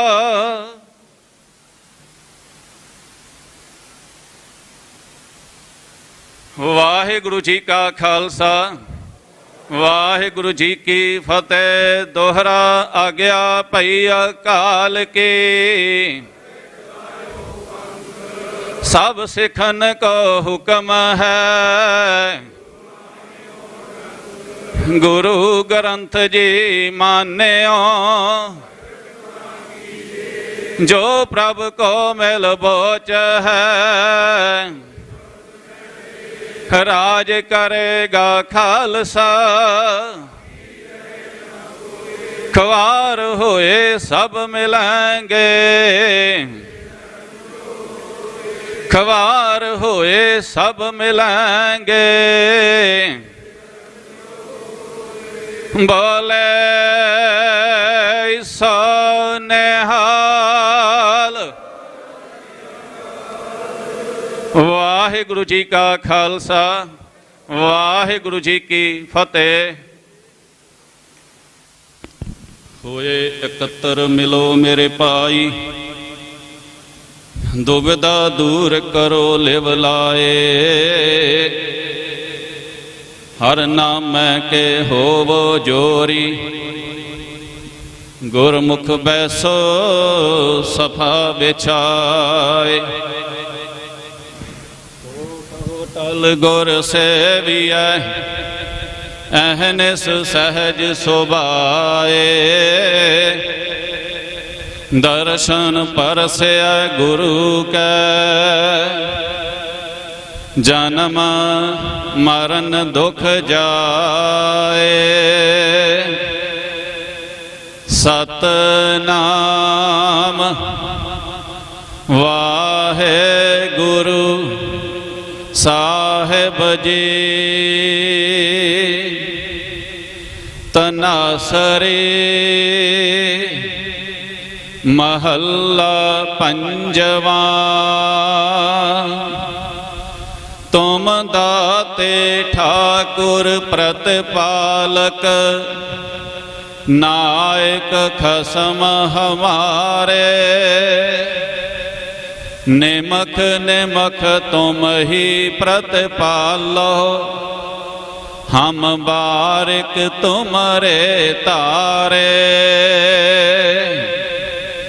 ਤੁਮ ਦਾਤੇ ਠਾਕੁਰ ਪ੍ਰਤਪਾਲਕ, ਨਾਇਕ ਖਸਮ ਹਮਾਰੇ। ਨਿਮਖ ਨਿਮਖ ਤੁਮ ਹੀ ਪ੍ਰਤਪਾਲੋ, ਹਮ ਬਾਰਿਕ ਤੁਮਰੇ ਤਾਰੇ। ਜਿਹਵਾ ਏਕ ਕਵਨ ਗੁਣ ਕਹੀਐ, ਬੇਸੁਮਾਰ ਬੇਅੰਤ ਸੁਆਮੀ। ਤੇਰੋ ਅੰਤ ਨ ਕਿਨਹੀ ਲਹੀਐ, ਰਹਾਓ। ਕੋਟ ਪਰਾਧ ਹਮਾਰੇ ਖੰਡਹੁ, ਅਨੇਕ ਵਿਧि ਸਮਝਾਵੋ। ਹਮੇ ਅਗਿਆਨ ਅਲਪ ਮਤ ਥੋਰੀ, ਤੁਮ ਆਪਨ ਬਿਰਦ ਰਖਾਵੋ। ਤੁਮਰੀ ਸ਼ਰਨ ਤੁਮਾਰੀ ਆਸਾ, ਤੁਮ ਹੀ ਸਜਨ ਸੋਹੇਲੇ। ਰਾਖੋ ਰਾਖਨਹਾਰ ਦਇਆਲਾ, ਨਾਨਕ ਕਰਕੇ ਗੋਲੇ। ਤੁਮਰੀ ਸ਼ਰਨ ਤੁਮਾਰੀ ਆਸਾ, ਤੁਮ ਹੀ ਸਜਨ ਸੋਹੇਲੇ। ਰਾਖੋ ਰਾਖਨਹਾਰ ਦਇਆਲਾ, ਨਾਨਕ ਕਰਕੇ ਗੋਲੇ। ਵਾਹਿਗੁਰੂ ਜੀ ਕਾ ਖਾਲਸਾ, ਵਾਹਿਗੁਰੂ ਜੀ ਕੀ ਫਤਿਹ। ਖਾਲਸਾ ਪੰਥ ਨੂੰ ਬਹੁਤ ਫਖਰ ਹੈ ਕਿ ਦਲ ਖਾਲਸਾ ਦਾ ਸਥਾਪਨਾ ਦਿਵਸ ਅੱਜ ਮਨਾਇਆ ਗਿਆ। ਮੈਂ ਦਲ ਖਾਲਸਾ ਦੀ ਲੀਡਰਸ਼ਿਪ ਕੰਵਰਪਾਲ ਸਿੰਘ ਜੀ ਨੂੰ, ਹਰਪਾਲ ਸਿੰਘ ਜੀ ਨੂੰ ਤੇ ਸਾਰਿਆਂ ਨੂੰ ਬਹੁਤ ਮੁਬਾਰਕ ਦਿੰਦਾ ਕਿ ਅੱਜ ਦੇ ਦਿਨ ਤੁਸੀਂ ਭਾਈ ਗੁਰਜਿੰਦਰ ਸਿੰਘ ਜੀ ਨੂੰ ਵੀ ਯਾਦ ਕੀਤਾ, ਜਿਨ੍ਹਾਂ ਨੇ ਆਪਣੀ ਸਾਰੀ ਜ਼ਿੰਦਗੀ ਸਿੱਖਾਂ ਦੀ ਆਜ਼ਾਦੀ ਖਾਲਿਸਤਾਨ ਦੇ ਉੱਤੇ ਲਾਤੀ ਤੇ ਅੰਤ ਤੱਕ ਆਪਣੀ ਆਜ਼ਾਦੀ ਦੀ ਗੱਲ ਕਰਦੇ ਰਹੇ। ਜਿਹੜਾ ਮੋਦੀ ਸਰਕਾਰ ਤੇ ਉਹਨਾਂ ਦੀ ਵਜ਼ਾਰਤ ਤੇ ਨੈਸ਼ਨਲ ਸਿਕਿਉਰਿਟੀ ਐਡਵਾਈਜ਼ਰ ਗੋਇਲ, ਵਿਦੇਸ਼ੀ ਵਜ਼ੀਰ ਜੈ ਸ਼ੰਕਰ, ਇਹਨਾਂ ਨੇ ਗ੍ਰਹਿ ਵਜ਼ੀਰ ਅਮਿਤ ਸ਼ਾਹ ਨੇ ਪਾਲਿਸੀ ਬਣਾਈ ਹੈ ਕਿ ਸਿੱਖਾਂ ਨੂੰ ਬਾਹਰ ਦੇ ਮੁਲਕਾਂ ਦੇ ਵਿੱਚ ਜਾਂ ਅੰਦਰ ਇੱਥੇ ਸ਼ਹੀਦ ਕੀਤਾ ਜਾਏ, ਅਸੈਸੀਨੇਟ ਕੀਤਾ ਜਾਵੇ। ਇਹ ਮਨੁੱਖਤਾ ਦੇ ਵਿਰੁੱਧ ਹੈ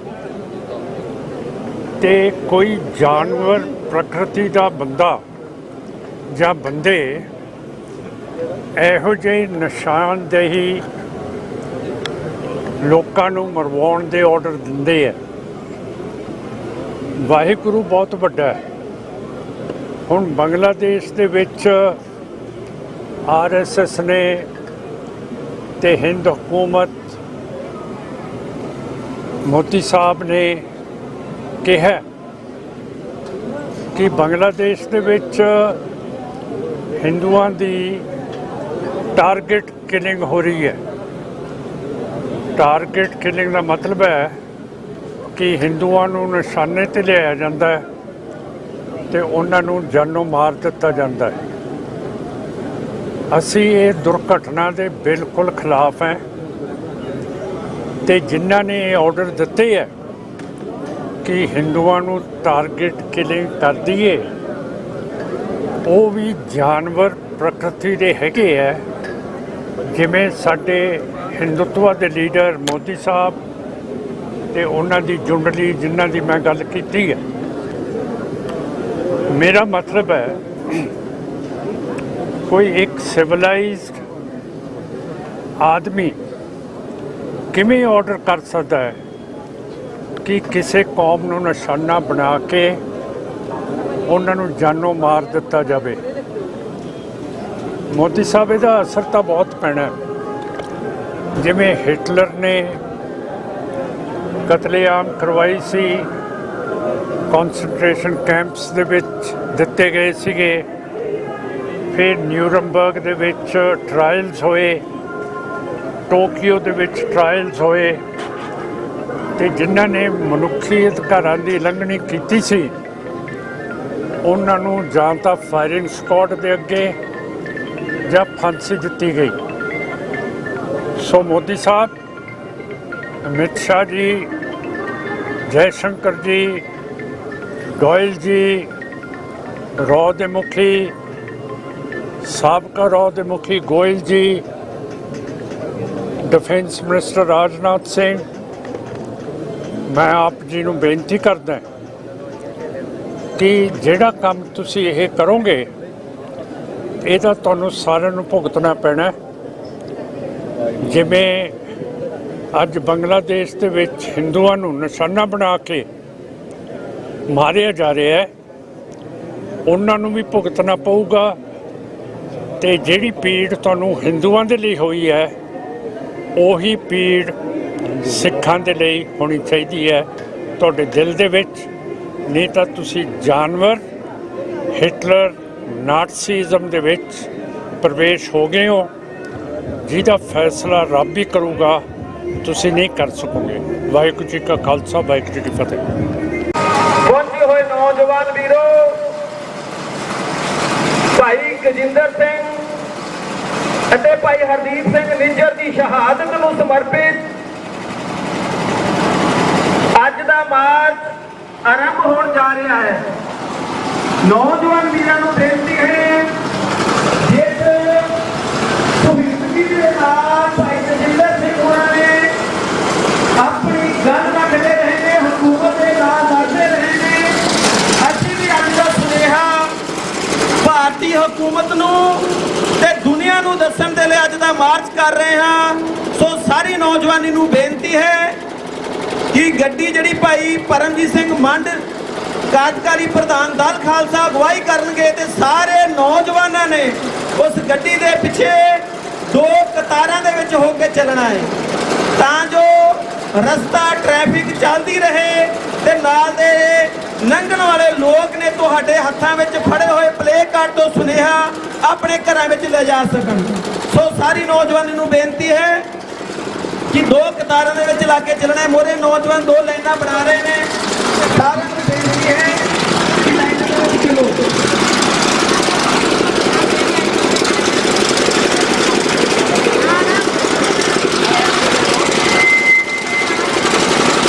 ਬੋਲੇ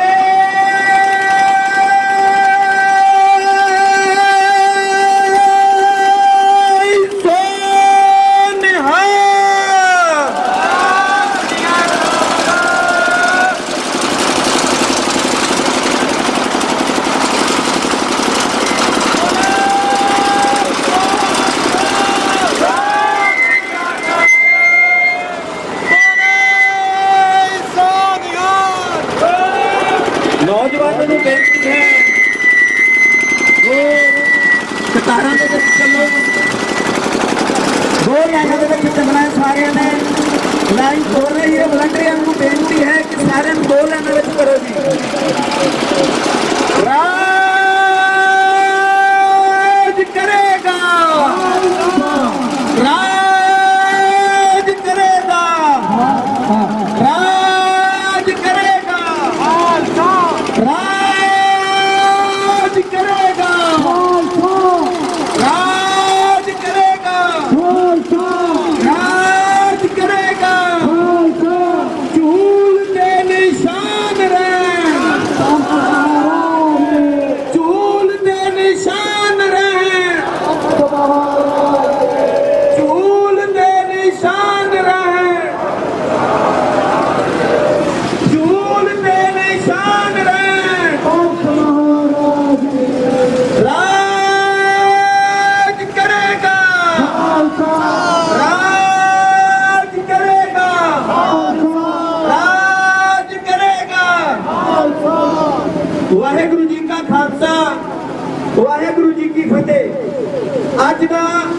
ਆਜ਼ਾਦੀ ਮਾਰਚ ਭਾਈ ਹਰਦੀਪ ਸਿੰਘ ਨਿੱਜਰ, ਦਲ ਖਾਲਸਾ ਦੇ ਬਾਨੀ ਭਾਈ ਤੇਜਿੰਦਰ ਸਿੰਘ ਉਹਨਾਂ ਨੂੰ ਸਮਰਪਿਤ ਦਲ ਖਾਲਸਾ ਵੱਲੋਂ ਕੱਢਿਆ ਜਾ ਰਿਹਾ ਹੈ।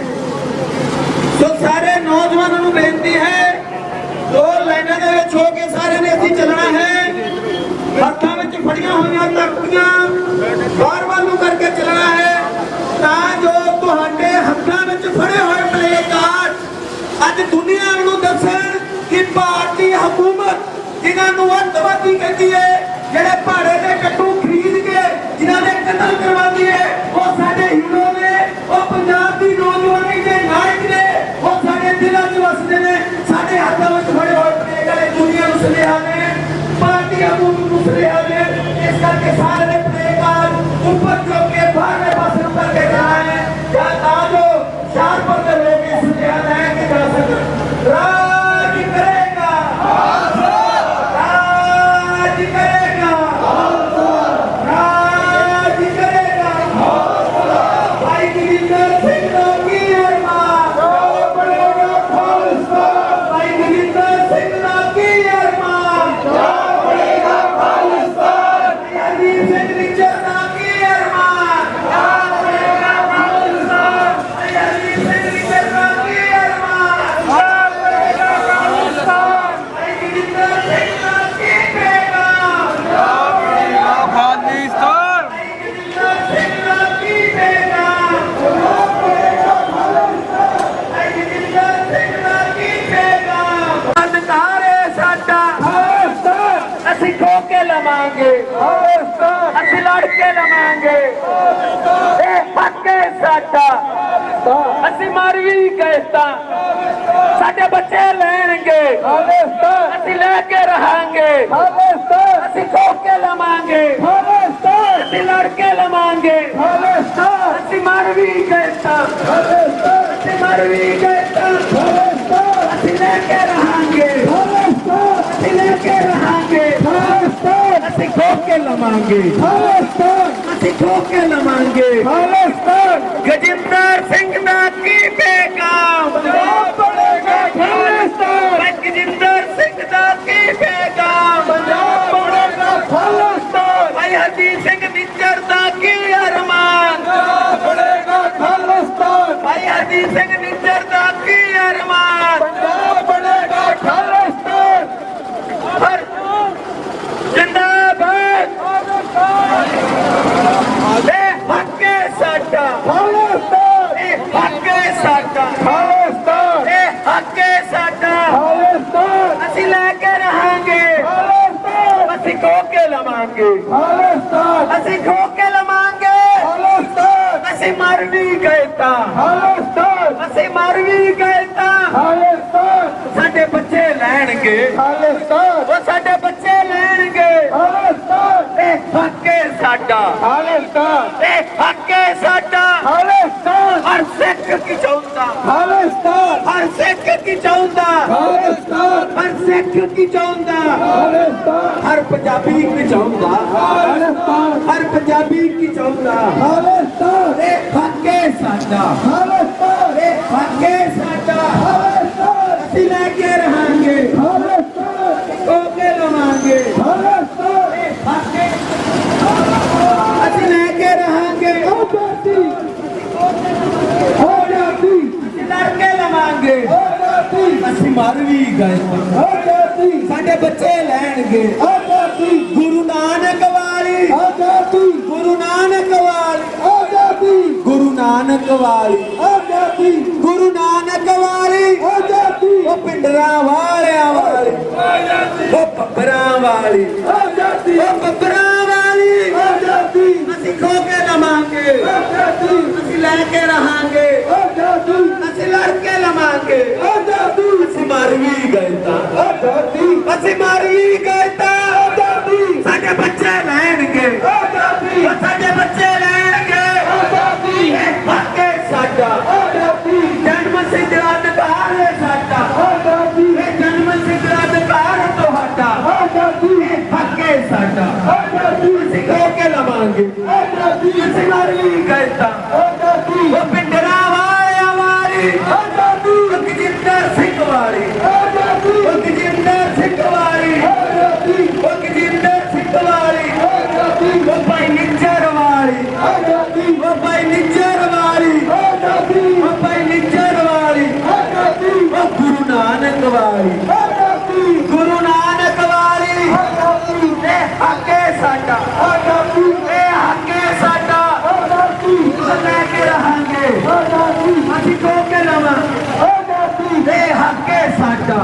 ਇਸ ਮਨੂਵਾਦ ਤੋਂ ਇਸ ਹਿੰਦੁਸਤਾਨ ਤੋਂ ਇਸ ਹਿੰਦੁਸਤਾਨ ਤੋਂ ਅਸੀਂ ਲੈ ਕੇ ਰਹਾਂਗੇ ਇਹ ਹੱਕ ਹੈ ਸਾਡਾ ਉਹ ਜਨਮ ਸਿੱਧ ਅਧਿਕਾਰ ਹੈ ਸਾਡਾ ਜਨਮ ਸਿੱਧ ਅਧਿਕਾਰ ਤੁਹਾਡਾ ਜਿਹੜੇ ਭਾਰਤੀ ਹਕੂਮਤ ਵੱਲੋਂ ਮੋਸਟ ਵਾਂਟਡ ਐਲਾਨੇ ਹੋਏ ਸੀ ਤੇ ਲੰਮੇ ਸਮੇਂ ਤੋਂ ਜਲਾਵਤ ਨਹੀਂ ਹਟਾ ਰਹੇ ਸੀ ਭਾਰਤੀ ਹਕੂਮਤ ਜਿਨ੍ਹਾਂ ਨੂੰ ਅੱਤਵਾਦੀ ਦੱਸਦੀ ਏ ਉਹਨਾਂ ਦੀਆਂ ਤਖਤੀਆਂ ਅੱਜ ਹੱਥਾਂ ਵਿੱਚ ਫੜ ਕੇ ਪੰਜਾਬ ਦਾ ਨੌਜਵਾਨ ਸੁਨੇਹਾ ਦੇ ਰਿਹਾ ਦਿੱਲੀ ਨੂੰ ਕਿ ਇਹ ਸਾਡੇ ਹੀਰੋ ਨੇ ਸਾਡੇ ਨਾਇਕ ਨੇ ਤੇ ਨੌਜਵਾਨ ਨੂੰ ਬੇਨਤੀ ਕਰਦਾ ਜਿਹੜੀਆਂ ਤਸਵੀਰਾਂ ਤੁਹਾਡੇ ਹੱਥਾਂ ਵਿੱਚ ਨੇ ਇਹ ਉਤਾਰ ਕਰਕੇ ਫੜੋ ਇਹ ਉੱਪਰ ਵੱਲ ਕਰਕੇ ਫੜੋ ਇਹ ਸਾਈਡਾਂ ਦੇ ਦੁਕਾਨਦਾਰਾਂ ਨੂੰ ਫੜੀਆਂ ਜਾਣ ਇਹਨਾਂ ਨੂੰ ਪਤਾ ਲੱਗੇ ਕਿ ਪੰਜਾਬ ਦੀ ਨੌਜਵਾਨੀ ਦੇ ਹੀਰੋ ਨੇ ਇਹ ਸਾਡੇ ਦਿਲਾਂ 'ਚ ਵਸਦੇ ਨੇ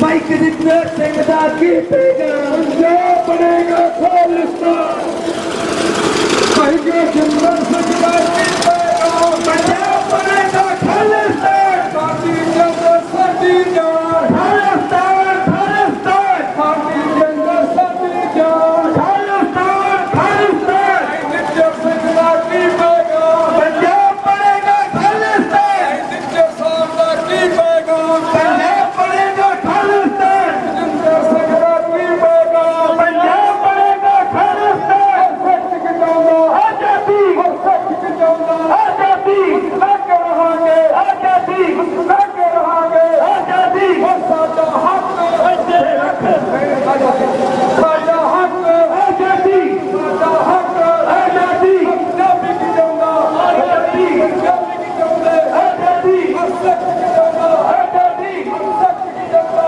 ਆਜ਼ਾਦੀ ਲੱਗ ਰਹਾਂਗੇ ਆਜ਼ਾਦੀ ਲੱਗ ਰਹਾਂਗੇ ਆਜ਼ਾਦੀ ਮੇਰੀ ਜੰਗ ਮੇਰੀ ਜਾਨ ਖਾਲਿਸਤਾਨ ਖਾਲਿਸਤਾਨ ਮੇਰੀ ਜੰਗ ਮੇਰੀ ਜਾਨ ਖਾਲਿਸਤਾਨ ਖਾਲਿਸਤਾਨ ਮੇਰੀ ਜੰਗ ਮੇਰੀ ਜਾਨ ਖਾਲਿਸਤਾਨ ਖਾਲਿਸਤਾਨ ਖਾਲਿਸਤਾਨ ਖਾਲਿਸਤਾਨ ਜਿੰਦਾਬਾਦ ਖਾਲਿਸਤਾਨ ਜਿੰਦਾਬਾਦ ਖਾਲਿਸਤਾਨ ਜਿੰਦਾਬਾਦ ਹੁਣ ਫੜ ਕੇ ਰਵੇਗਾ ਖਾਲਿਸਤਾਨ ਫੜ ਕੇ ਰਵੇਗਾ ਖਾਲਿਸਤਾਨ ਫੜ ਕੇ ਰਵੇਗਾ ਖਾਲਿਸਤਾਨ ਸਾਡੀ ਜੰਗ ਸਾਡੀ ਜਾਨ ਖਾਲਿਸਤਾਨ ਖਾਲਿਸਤਾਨ ਸਾਡੀ ਜੰਗ ਸਾਡੀ ਜਾਨ ਖਾਲਿਸਤਾਨ ਖਾਲਿਸਤਾਨ ਸਾਡੀ ਜੰਗ ਸਾਡੀ ਜਾਨ ਖਾਲਿਸਤਾਨ ਖਾਲਿਸਤਾਨ ਹੁਣ ਫੜ ਕੇ ਰਵੇਗਾ ਖਾਲਿਸਤਾਨ ਹੁਣ ਫੜ ਕੇ ਰਵੇਗਾ ਖਾਲਿਸਤਾਨ ਫੜ ਕੇ ਰਵੇਗਾ ਖਾਲਿਸਤਾਨ ਪੰਜਾਬੀ ਕੀ ਚਾਹੁੰਦੇ ਖਾਲਿਸਤਾਨ ਪੰਜਾਬੀ ਕੀ ਚਾਹੁੰਦੇ ਆਜ਼ਾਦੀ ਹਰ ਸਿੱਖ ਕੀ ਚਾਹੁੰਦਾ ਆਜ਼ਾਦੀ ਹਰ ਸਿੱਖ ਕੀ ਚਾਹੁੰਦਾ ਆਜ਼ਾਦੀ ਹਰ ਸਿੱਖ ਕੀ ਚਾਹੁੰਦਾ ਆਜ਼ਾਦੀ ਅਸੀਂ ਲੈ ਕੇ ਰਹਾਂਗੇ ਆਜ਼ਾਦੀ ਅਸੀਂ ਲੈ ਕੇ ਰਹਾਂਗੇ ਆਜ਼ਾਦੀ ਅਸੀਂ ਲੈ ਕੇ ਰਹਾਂਗੇ ਆਜ਼ਾਦੀ ਪੰਜਾਬ ਦਾ ਕੀ ਪੈਗਾਮ ਪੰਜਾਬ ਬਣੇਗਾ ਖਾਲਿਸਤਾਨ ਪੰਜਾਬ ਦਾ ਕੀ ਪੈਗਾਮ ਪੰਜਾਬ ਬਣੇਗਾ ਖਾਲਿਸਤਾਨ ਸੁੰਦਰ ਸਿੰਘ ਦਾ ਕੀ ਪੈਗਾਮ ਪੰਜਾਬ ਬਣੇਗਾ ਖਾਲਿਸਤਾਨ ਸੁੰਦਰ ਸਿੰਘ ਦਾ ਕੀ ਪੈਗਾਮ ਪੰਜਾਬ ਬਣੇਗਾ ਖਾਲਿਸਤਾਨ ਸਾਡੀ ਜੰਗ ਸਾਡੀ ਜਾਨ ਖਾਲਿਸਤਾਨ ਖਾਲਿਸਤਾਨ ਸਾਡੀ ਜੰਗ ਸਾਡੀ ਜਾਨ ਖਾਲਿਸਤਾਨ ਖਾਲਿਸਤਾਨ ਫੜ ਕੇ ਰਵੇਗਾ ਖਾਲਿਸਤਾਨ ਫੜ ਕੇ ਰਵੇਗਾ ਖਾਲਿਸਤਾਨ ਲੈ ਕੇ ਰਹਾਂਗੇ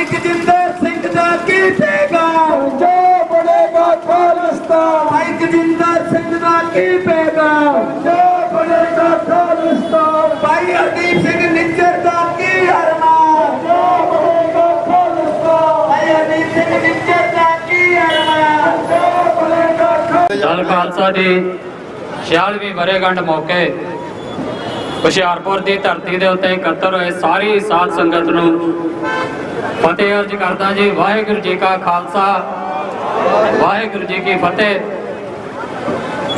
ਅੱਜ ਤੋਂ ਠੀਕ 46 ਸਾਲ ਪਹਿਲਾਂ ਭਾਈ ਗਜਿੰਦਰ ਸਿੰਘ ਤੇ ਉਹਨਾਂ ਦੇ ਸਾਥੀਆਂ ਨੇ ਇੱਕ ਸਫ਼ਰ ਸ਼ੁਰੂ ਕੀਤਾ ਸੀ। ਇੱਕ ਅੱਖਾਂ ਦੇ ਵਿੱਚ ਸੁਪਨਾ ਲੈ ਕੇ ਇਸ ਸੰਘਰਸ਼ ਦੇ ਵਿੱਚ ਉਹ ਕੁੱਦੇ ਸੀ। ਇੱਕ ਸੁਪਨਾ ਸਵੈਮਾਨ ਨਾਲ ਜੀਣ ਦਾ, ਇੱਕ ਸੁਪਨਾ ਇਸ ਧਰਤੀ ਦੇ ਉੱਤੇ ਖਾਲਸਾਈ ਪਰਚਮ ਲਹਿਰਾਉਣ ਦਾ, ਇੱਕ ਸੁਪਨਾ ਖਾਲਿਸਤਾਨ ਨੂੰ ਰੂਪਮਾਨ ਹੁੰਦੇ ਵੇਖਣ ਦਾ। ਉਹ ਸੁਪਨਾ ਕੱਲਾ ਨੀਂਦ ਦੇ ਵਿੱਚ ਲਿਆ ਗਿਆ ਸੁਪਨਾ ਨਾ ਸਮਝੇ ਕੋਈ, ਉਹ ਇਹਨਾਂ ਜਾਗਦੀਆਂ ਅੱਖਾਂ ਦੇ ਨਾਲ ਹੋਸ਼ੋ ਹਵਾਸ਼ ਦੇ ਵਿੱਚ ਲਿਆ ਗਿਆ ਸੁਪਨਾ ਸੀ। ਤੇ ਉਹ ਸੁਪਨਾ ਸਾਕਾਰ ਕਰਨ ਦੇ ਲਈ ਦਲ ਖਾਲਸਾ ਪਿਛਲੇ 46 ਸਾਲਾਂ ਤੋਂ ਵਚਨਬੱਧ ਆ।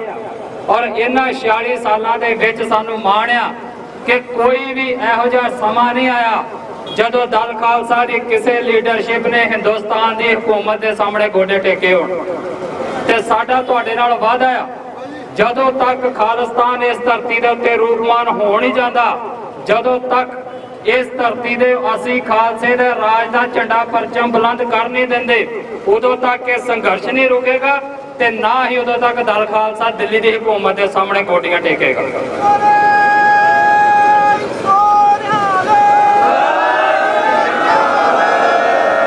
ਬੇਸ਼ੱਕ ਸਮੇਂ-ਸਮੇਂ ਦੇ ਉੱਤੇ ਹਿੰਦੁਸਤਾਨ ਦੀ ਹਕੂਮਤ ਨੇ ਸਾਨੂੰ ਬੜੇ ਟੈਗ ਦਿੱਤੇ। ਭਾਈ ਗਜਿੰਦਰ ਸਿੰਘ ਨੂੰ ਅੱਤਵਾਦੀ ਕਿਹਾ, ਭਾਈ ਨਿੱਜਰ ਨੂੰ ਅੱਤਵਾਦੀ ਕਹਿ ਕੇ ਸ਼ਹੀਦ ਕੀਤਾ। ਪਿਛਲੇ ਸਾਲਾਂ ਦੇ ਵਿੱਚ ਸਾਡੇ ਹਜ਼ਾਰਾਂ ਨੌਜਵਾਨ ਇਹਨਾਂ ਨੇ ਕੋ ਕੇ ਮਾਰੇ, ਬਹੁਤ ਸਾਰੇ ਝੂਠੇ ਮੁਕਾਬਲਿਆਂ ਦੇ ਵਿੱਚ ਸ਼ਹੀਦ ਕੀਤੇ। ਕਈ ਤੇ ਇਹੋ ਜਿਹੇ ਵੀ ਨੇ ਜਿਨ੍ਹਾਂ ਨੂੰ ਇਹਨਾਂ ਨੇ ਮਾਰ ਮੁਕਾ ਦਿੱਤਾ, ਪਤਾ ਨਹੀਂ ਕਿੱਥੇ ਸੁੱਟ ਦਿੱਤਾ, ਕਿੱਥੇ ਸਾੜ ਦਿੱਤਾ। ਤੇ ਉਹਨਾਂ ਦੇ ਪਰਿਵਾਰਾਂ ਨੂੰ ਅੱਜ ਤੱਕ ਦੱਸਿਆ ਹੀ ਨਹੀਂ ਗਿਆ ਵੀ ਤੁਹਾਡਾ ਪੁੱਤ ਧੀ ਅਸੀਂ ਮਾਰ ਦਿੱਤਾ ਕਿ ਨਹੀਂ ਮਾਰਿਆ। ਉਹਨਾਂ ਲਾਪਤਾ ਧੀਆਂ ਪੁੱਤਾਂ ਨੂੰ, ਜਿਹੜੇ ਪੰਜਾਬ ਦੇ ਧੀ ਪੁੱਤ ਆ, ਉਹਨਾਂ ਨੂੰ ਉਹਨਾਂ ਦੀਆਂ ਮਾਵਾਂ ਸ਼ਾਇਦ ਅੱਜ ਵੀ ਉਡੀਕਦੇ ਹਨ ਕਿ ਕਦੋਂ ਉਹਦਾ ਪੁੱਤ ਦਰਵਾਜ਼ਾ ਖੋਲ ਕੇ ਘਰ ਦਾ ਅੰਦਰ ਆਵੇ। ਸੋ ਉਹ ਸਾਰੇ ਦਰਦ ਨੂੰ ਲੈ ਕੇ ਨੌਜਵਾਨੋਂ ਆਪਾਂ ਅੱਗੇ ਜਾਣਾ ਹੈ। ਸਾਡਾ ਇਹ ਸੰਘਰਸ਼ ਜਮਹੂਰੀਅਤ ਦਾ ਆ। ਅਸੀਂ ਹਥਿਆਰਬੰਦ ਸੰਘਰਸ਼ ਲੜਿਆ, ਗੁਰੂ ਮਹਾਰਾਜ ਦੀ ਕਿਰਪਾ ਦੇ ਸਦਕਾ ਅੱਜ ਦਲ ਖਾਲਸਾ ਉਸੇ ਹੀ ਸੰਘਰਸ਼ ਨੂੰ ਇੱਕ ਡੈਮੋਕ੍ਰੈਟਿਕ ਤਰੀਕੇ ਦੇ ਨਾਲ ਅੱਗੇ ਲੈ ਕੇ ਜਾ ਰਿਹਾ। ਅਸੀਂ ਦੁਨੀਆ ਦੇ ਵਿੱਚ ਆਪਣਾ ਮੈਸੇਜ ਦੇਣਾ ਚਾਹੁੰਦੇ ਹਾਂ, ਇਸੇ ਕਰਕੇ ਸੜਕਾਂ ਦੇ ਉੱਤੇ ਉਤਰਦੇ ਹਾਂ। ਪਰ ਸਾਡਾ ਇਸ ਸੜਕਾਂ ਦੇ ਉੱਤੇ ਉਤਰਨਾ ਵੀ ਕਈ ਵਾਰੀ ਸਾਡਾ ਦੁਸ਼ਮਣ ਸਾਡੇ ਆਮ ਸੰਗਤ ਦੇ ਵਿੱਚ ਗਲਤ ਮੈਸੇਜ ਭੇਜ ਦਿੰਦਾ। ਮੈਨੂੰ ਪਤਾ ਇਹ ਹੋਣਾ ਆ। ਹੁਸ਼ਿਆਰਪੁਰ ਦੀ ਧਰਤੀ ਦੇ ਉੱਤੇ ਕੁਝ ਉੱਠਣਗੇ ਸਰੀਰ, ਕੱਲ ਜਾਂ ਪਰਸੋਂ ਤੁਸੀਂ ਵੇਖਿਓ ਇੱਥੋਂ ਉੱਠਣੀਆਂ 2-4 ਆਵਾਜ਼ਾਂ। ਉਹਨਾਂ ਕਹਿਣਾ ਜੀ ਕੱਲ ਹੀ ਖਾਲਿਸਤਾਨ ਦੇ ਇੱਥੇ ਨਾਰੇ ਵੱਜਦੇ, ਕਾਹਦੇ ਦੀ ਇੱਥੇ ਮਾਹੌਲ ਖਰਾਬ ਹੁੰਦਾ ਹੈ। ਮਤਲਬ ਇਹ ਨਾਮ, ਇਹ ਲਕਬ ਸਾਨੂੰ ਦੇਤੇ ਜਾਣਗੇ ਵੀ ਤੁਸੀਂ ਮਾਹੌਲ ਖਰਾਬ ਕਰਦੇ ਹੋ। ਅਸੀਂ ਕੋਈ ਮਾਹੌਲ ਖਰਾਬ ਨਹੀਂ ਕਰਦੇ, ਅਸੀਂ ਕਿਸੇ ਨੂੰ ਮਾੜਾ ਚੰਗਾ ਨਹੀਂ ਬੋਲਦੇ। ਸਾਡੀ ਲੜਾਈ ਆਪਣੀ ਆਜ਼ਾਦੀ ਦੀ ਲੜਾਈ ਆ ਤੇ ਇਹ ਲੜਾਈ ਕੱਲੀ ਸਿੱਖਾਂ ਦੀ ਨਹੀਂ ਗੀ ਪਾਈ ਜਾਣੀ ਹੈ ਕੱਲੀ ਸਾਡੀ ਝੋਲੀ ਦੇ ਵਿੱਚ ਕਿ ਕੱਲੇ ਸਿੱਖ ਹੀ ਤੁਰੇ ਫਿਰਦੇ ਆ। ਜਿਹੜਾ ਹੁਸ਼ਿਆਰਪੁਰ ਦਾ ਹਿੰਦੂ ਵਿਚਾਰਾ ਕੋਈ ਸੁਣਦਾ ਪਿਆ ਆ, ਉਹ ਮੇਰੀ ਗੱਲ ਸੁਣੇ ਗੌਰ ਦੇ ਨਾਲ। ਆਪਣੇ ਸਿੱਖ ਭਰਾਵਾਂ ਨੂੰ ਤੇ ਅਸੀਂ ਸਮਝਾ ਲਾਂਗੇ ਅਗਾਹੇ ਬਗਾਹੇ, ਪਰ ਤੁਹਾਡੇ ਲਈ ਇਹ ਗੱਲ ਸੁਣਨੀ ਵੀ ਬੜੀ ਜ਼ਰੂਰੀ ਹੈ। ਖਾਲਿਸਤਾਨ ਕੱਲਾ ਸਿੱਖਾਂ ਦਾ ਨਹੀਂਗਾ, ਤੁਸੀਂ ਵੀ ਸਾਡੇ ਨਾਲ ਬਰਾਬਰ ਦੇ ਸ਼ਹਿਰੀ ਬਣ ਕੇ ਰਹਿਣਾ ਹੈ। ਅਸੀਂ ਪੰਜਾਬੀਆਂ ਨੇ ਰਲ ਕੇ ਰਾਜ ਕਰਨਾ ਆ। ਪੰਜਾਬ ਪੰਜਾਬੀਆਂ ਦਾ ਆ, ਇਹ ਆ ਸਾਡਾ ਨਾਰਾ। ਪਰ ਹਕੂਮਤ ਇੰਜ ਪੇਸ਼ ਕਰਦੀ ਹੈ ਕਿ ਨਹੀਂ, ਜਦੋਂ ਖਾਲਿਸਤਾਨ ਬਣ ਗਿਆ ਸ਼ਾਇਦ ਇਹਨਾਂ ਨੇ ਕੋਈ ਹਿੰਦੂ ਰਹਿਣ ਹੀ ਨਹੀਂ ਦੇਣਾ ਜਾਂ ਮੋਨਾ ਕੋਈ ਰਹਿਣ ਹੀ ਨਹੀਂ ਦੇਣਾ। ਇਦਾਂ ਦੀ ਕੋਈ ਗੱਲ ਨਹੀਂ ਗੀ। ਆਪਣੇ ਮਨਾਂ ਦੇ ਵਿੱਚੋਂ ਖਾਲਿਸਤਾਨ ਦੇ ਪ੍ਰਤੀ ਭੁਲੇਖੇ ਦੂਰ ਕਰੋ।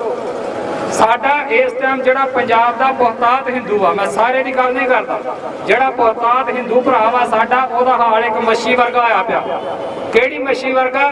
ਜਿਹਨੂੰ ਸ਼ਿਕਾਰੀ ਨੇ ਜਾਲ ਸੁੱਟਿਆ, ਸਮੁੰਦਰ ਦੇ ਵਿੱਚੋਂ ਕੈਦ ਕੀਤਾ ਤੇ ਬਾਹਰ ਕੱਢ ਲਿਆ, ਤੇ ਮਛਲੀ ਤੜਫਦੀ ਨੂੰ ਪਤਾ ਕੀ ਕਹਿਣ ਡਿਆ, ਤੈਨੂੰ ਮੈਂ ਬਚਾ ਲਿਆ ਡੁੱਬਣੋਂ। ਇਹੋ ਹਾਲ ਹਿੰਦੂ ਭਰਾਵਾਂ ਦਾ, ਸਾਡਾ ਪੰਜਾਬ ਦਿਆਂ ਦਾ। ਉਹਨੂੰ ਸਮੁੰਦਰ ਦੇ ਵਿੱਚੋਂ, ਜਿਹੜਾ ਖਾਲਿਸਤਾਨ ਰੂਪੀ ਸਮੁੰਦਰ ਆ, ਉਹਦੇ ਤੋਂ ਬਾਹਰ ਕੱਢ ਕੇ ਤੜਫਾ ਰਹੇ ਆ। ਇਹਨਾਂ ਦੀ ਆਰਥਿਕਤਾ ਲੁੱਟ ਰਹੇ ਆ, ਇਹਨਾਂ ਦਾ ਸੱਭਿਆਚਾਰ ਲੁੱਟਿਆ ਜਾ ਰਿਹਾ ਸਾਡਾ ਪੰਜਾਬੀਆਂ ਦਾ। ਸਾਡੇ ਬੱਚੇ ਘਰੋਂ ਬੇਘਰ ਹੋ ਰਹੇ ਆ, ਸਾਡੇ ਬੱਚੇ ਨਸ਼ੇ ਦੇ ਵਿੱਚ ਮਰ ਰਹੇ ਆ, ਤੇ ਦਿੱਲੀ ਦੀ ਹਕੂਮਤ ਹਿੰਦੂ ਵਿਚਾਰੇ ਨੂੰ ਕੀ ਕਹਿੰਦੀ ਆ, ਤੈਨੂੰ ਤੇ ਅਸੀਂ ਬਚਾ ਰਹੇ ਆ ਖਾਲਿਸਤਾਨ ਤੋਂ ਦੂਰ ਰੱਖ ਕੇ। ਇਹਨਾਂ ਦਾ ਹਾਲ ਉਸੇ ਮੱਛੀ ਵਰਗਾ, ਤੜਫਦੀ ਮੱਛੀ ਵਰਗਾ। ਸੋ ਹਿੰਦੂ ਭਰਾਵੋ, ਤੁਸੀਂ ਵੀ ਇਹ ਚੀਜ਼ ਸੋਚੋ ਕਿ ਤੁਸੀਂ ਇੱਕ ਸਮੁੰਦਰ ਚੋਂ ਨਿਕਲ ਕੇ ਤੇ ਹਿੰਦੁਸਤਾਨ ਦੇ ਐਕਵੇਰੀਅਮ ਦੇ ਵਿੱਚ ਰਹਿਣਾ ਸਿਰਫ ਇਹਨਾਂ ਦੀ ਮਨੋਰੰਜਨ ਦੇ ਲਈ, ਜਾਂ ਆਜ਼ਾਦ ਫਿਜ਼ਾ ਦੇ ਵਿੱਚ ਵਿਚਰ ਕੇ ਆਪਣੇ ਕਾਰੋਬਾਰ ਅੱਗੇ ਵਧਾਉਣੇ ਆ। ਮਹਾਰਾਜਾ ਰਣਜੀਤ ਸਿੰਘ ਦਾ ਰਾਜ ਅੰਮ੍ਰਿਤਸਰ ਨੂੰ ਕਦੀ ਖੁਸ਼ਕ ਬੰਦਰਗਾਹ ਕਿਹਾ ਜਾਂਦਾ ਸੀ। ਅੱਜ ਤੁਹਾਡਾ ਇੱਥੋਂ ਜਿੰਨਾ ਵਪਾਰ ਆ ਤੁਸੀਂ ਵੇਖੋ ਕਿੱਧਰ ਨੂੰ ਹੁੰਦਾ ਆ। ਅੰਮ੍ਰਿਤਸਰ ਦੇ ਨਾਲ ਲੱਗਦਾ ਲਾਹੌਰ ਆ, ਸਾਡਾ ਚੱਕਾ ਉਧਰ ਨੂੰ ਨਹੀਂ ਖੜਨ ਦਿੰਦੇ, ਤੇ ਜਿੰਨਾ ਅੰਮ੍ਰਿਤਸਰ ਦਾ ਵਪਾਰ ਆ ਸਾਰਾ ਹਿੰਦੂ ਭਰਾਵਾਂ ਦੇ ਕੋਲ ਆ। ਸੋ ਇਹ ਕੱਲੀ ਲੜਾਈ ਕੱਲੀ ਸਿੱਖਾਂ ਦੀ ਨਹੀਂ ਗੀ, ਇਹ ਸਾਡੇ ਵਪਾਰ ਦੀ ਲੜਾਈ ਆ, ਸਾਡੀ ਆਰਥਿਕਤਾ ਦੀ ਲੜਾਈ ਆ, ਸਾਡੇ ਸੱਭਿਆਚਾਰ ਦੀ ਲੜਾਈ ਆ। ਇਹ ਸਾਰੀ ਲੜਾਈ ਸਾਡੀ ਸਾਰਿਆਂ ਦੀ ਸਾਂਝੀ ਆ ਤੇ ਸਾਨੂੰ ਸਾਂਝੇ ਹੋ ਕੇ ਲੜਨਾ ਪੈਣਾ ਹੈ।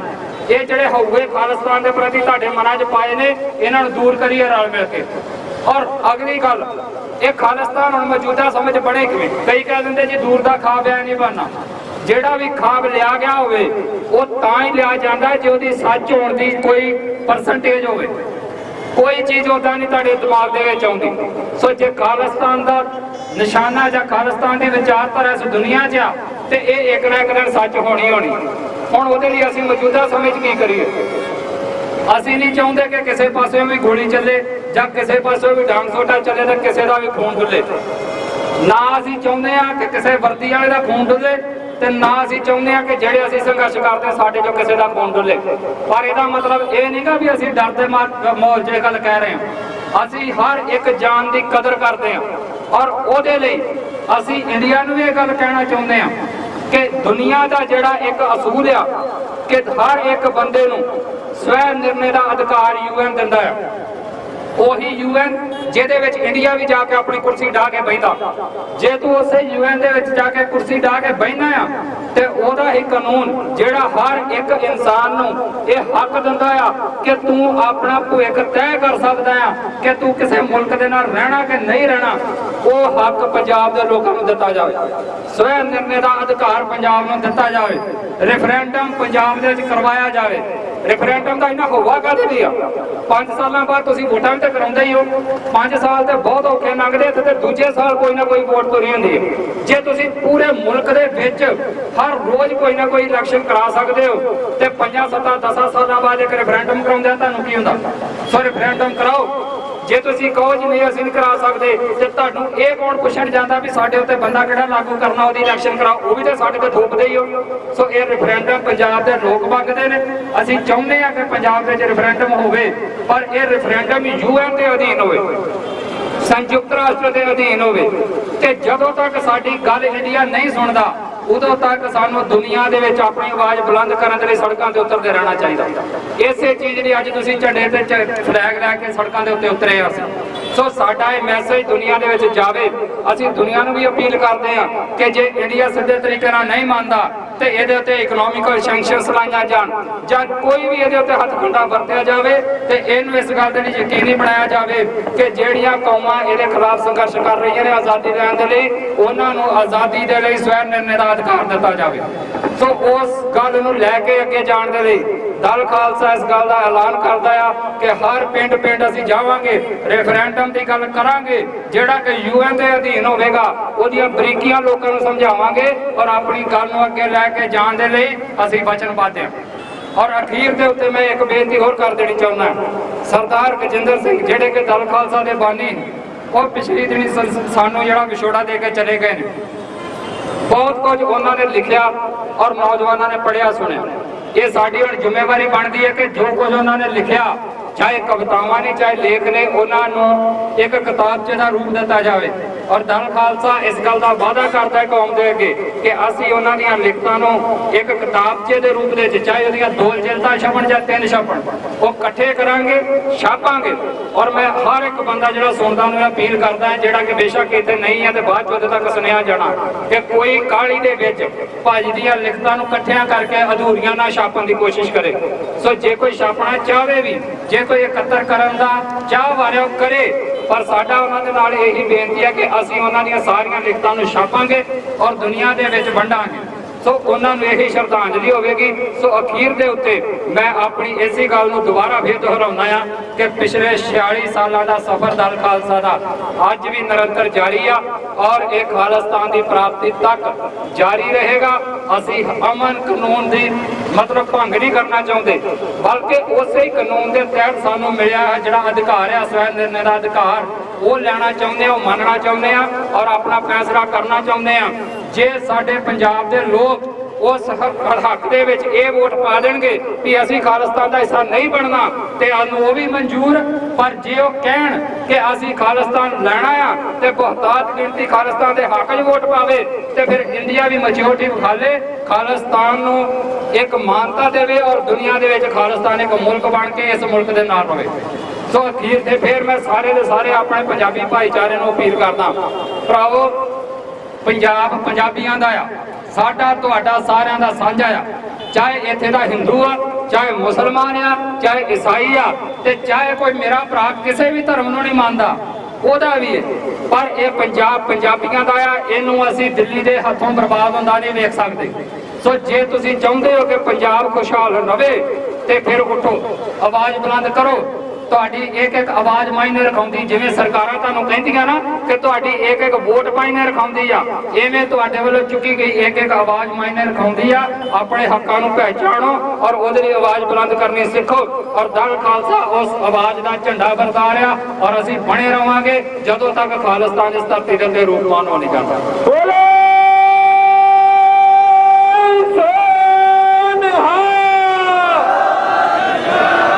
ਅਖੀਰ ਤੇ ਫਿਰ ਮੈਂ ਤੁਹਾਡਾ ਸਾਰਿਆਂ ਦਾ ਧੰਨਵਾਦ ਕਰਦਾ ਜਿੰਨੇ ਇੱਥੇ ਵੀਰ ਪਹੁੰਚੇ ਨੇ, ਬਿਨਾਂ ਕਿਸੇ ਦਾ ਨਾਮ ਲਏ ਸਾਰੇ ਸਤਿਕਾਰਤ ਤੋਂ, ਚਾਹੇ ਕੋਈ ਇੱਕ ਕਦਮ ਤੁਰਿਆ ਤੇ ਚਾਹੇ ਕੋਈ ਸ਼ੁਰੂ ਤੋਂ ਲੈ ਕੇ ਐਂਡ ਤੱਕ ਸਾਡੇ ਨਾਲ ਤੁਰਿਆ, ਉਹਨਾਂ ਸਾਰਿਆਂ ਦਾ ਧੰਨਵਾਦ। ਪ੍ਰਸ਼ਾਸਨ ਦਾ ਵੀ ਧੰਨਵਾਦ ਔਰ ਸਾਰੀ ਦੁਨੀਆ ਦਾ ਜਿੰਨੇ ਇੱਥੇ ਪੰਜਾਬੀ ਸੁਣਦੇ ਪਏ ਨੇ ਸਾਰਿਆਂ ਦਾ ਧੰਨਵਾਦ। ਔਰ ਅਖੀਰ ਦੇ ਉੱਤੇ ਫਿਰ ਮੈਂ ਗੁਰੂ ਮਹਾਰਾਜ ਅੱਗੇ ਅਰਦਾਸ ਕਰਕੇ ਆਪਣੀ ਗੱਲ ਨਿਬੇੜਦਾ ਆ ਕਿ ਮਹਾਰਾਜ ਸਾਡੇ ਜਿਹੜਾ ਦੋਹਰਾ ਆ ਰਾਜ ਕਰੇਗਾ ਖਾਲਸਾ, ਉਹ ਇਸ ਧਰਤੀ ਤੇ ਜਲਦੀ ਰੂਪਮਾਨ ਹੋਵੇ, ਖਾਲਸਾ ਤੇ ਪੰਜਾਬੀ ਸਵੈਮਾਨ ਦੇ ਨਾਲ ਜੀਵੇ ਔਰ ਖਾਲਿਸਤਾਨ ਇਸ ਮੁਲਕ ਦੇ ਵਿੱਚ ਇਸ ਦੁਨੀਆ ਦੇ ਨਕਸ਼ੇ ਦੇ ਉੱਤੇ ਇੱਕ ਖੁਸ਼ਹਾਲ ਮੁਲਕ ਬਣ ਕੇ ਸਾਹਮਣੇ ਆਵੇ। ਔਰ ਮੇਰਾ ਤੁਹਾਡੇ ਨਾਲ ਵਾਅਦਾ ਆ ਕਿ ਬਹੁਤ ਸਾਰੇ ਮੁਲਕਾਂ ਨਾਲੋਂ ਵਧੀਆ ਹੋਏਗਾ, ਹੋਰ ਕਿਸੇ ਨਾਲੋਂ ਹੋਵੇ ਨਾ ਹੋਵੇ, ਇੰਡੀਆ ਨਾਲੋਂ ਤੇ ਘੱਟੋ ਘੱਟ 100 ਦਰਜੇ ਵਧੀਆ ਹੋਏਗਾ। ਇਹ ਮੇਰਾ ਵਾਅਦਾ ਤੁਹਾਡੇ ਨਾਲ, ਇੰਨੀਆਂ ਗੱਲਾਂ ਦੇ ਨਾਲ ਖਿਮਾ ਮੰਗਦਾ ਆ। ਵਾਹਿਗੁਰੂ ਜੀ ਕਾ ਖਾਲਸਾ, ਵਾਹਿਗੁਰੂ ਜੀ ਕੀ ਫਤਿਹ। ਵਾਹਿਗੁਰੂ ਜੀ ਕਾ ਖਾਲਸਾ,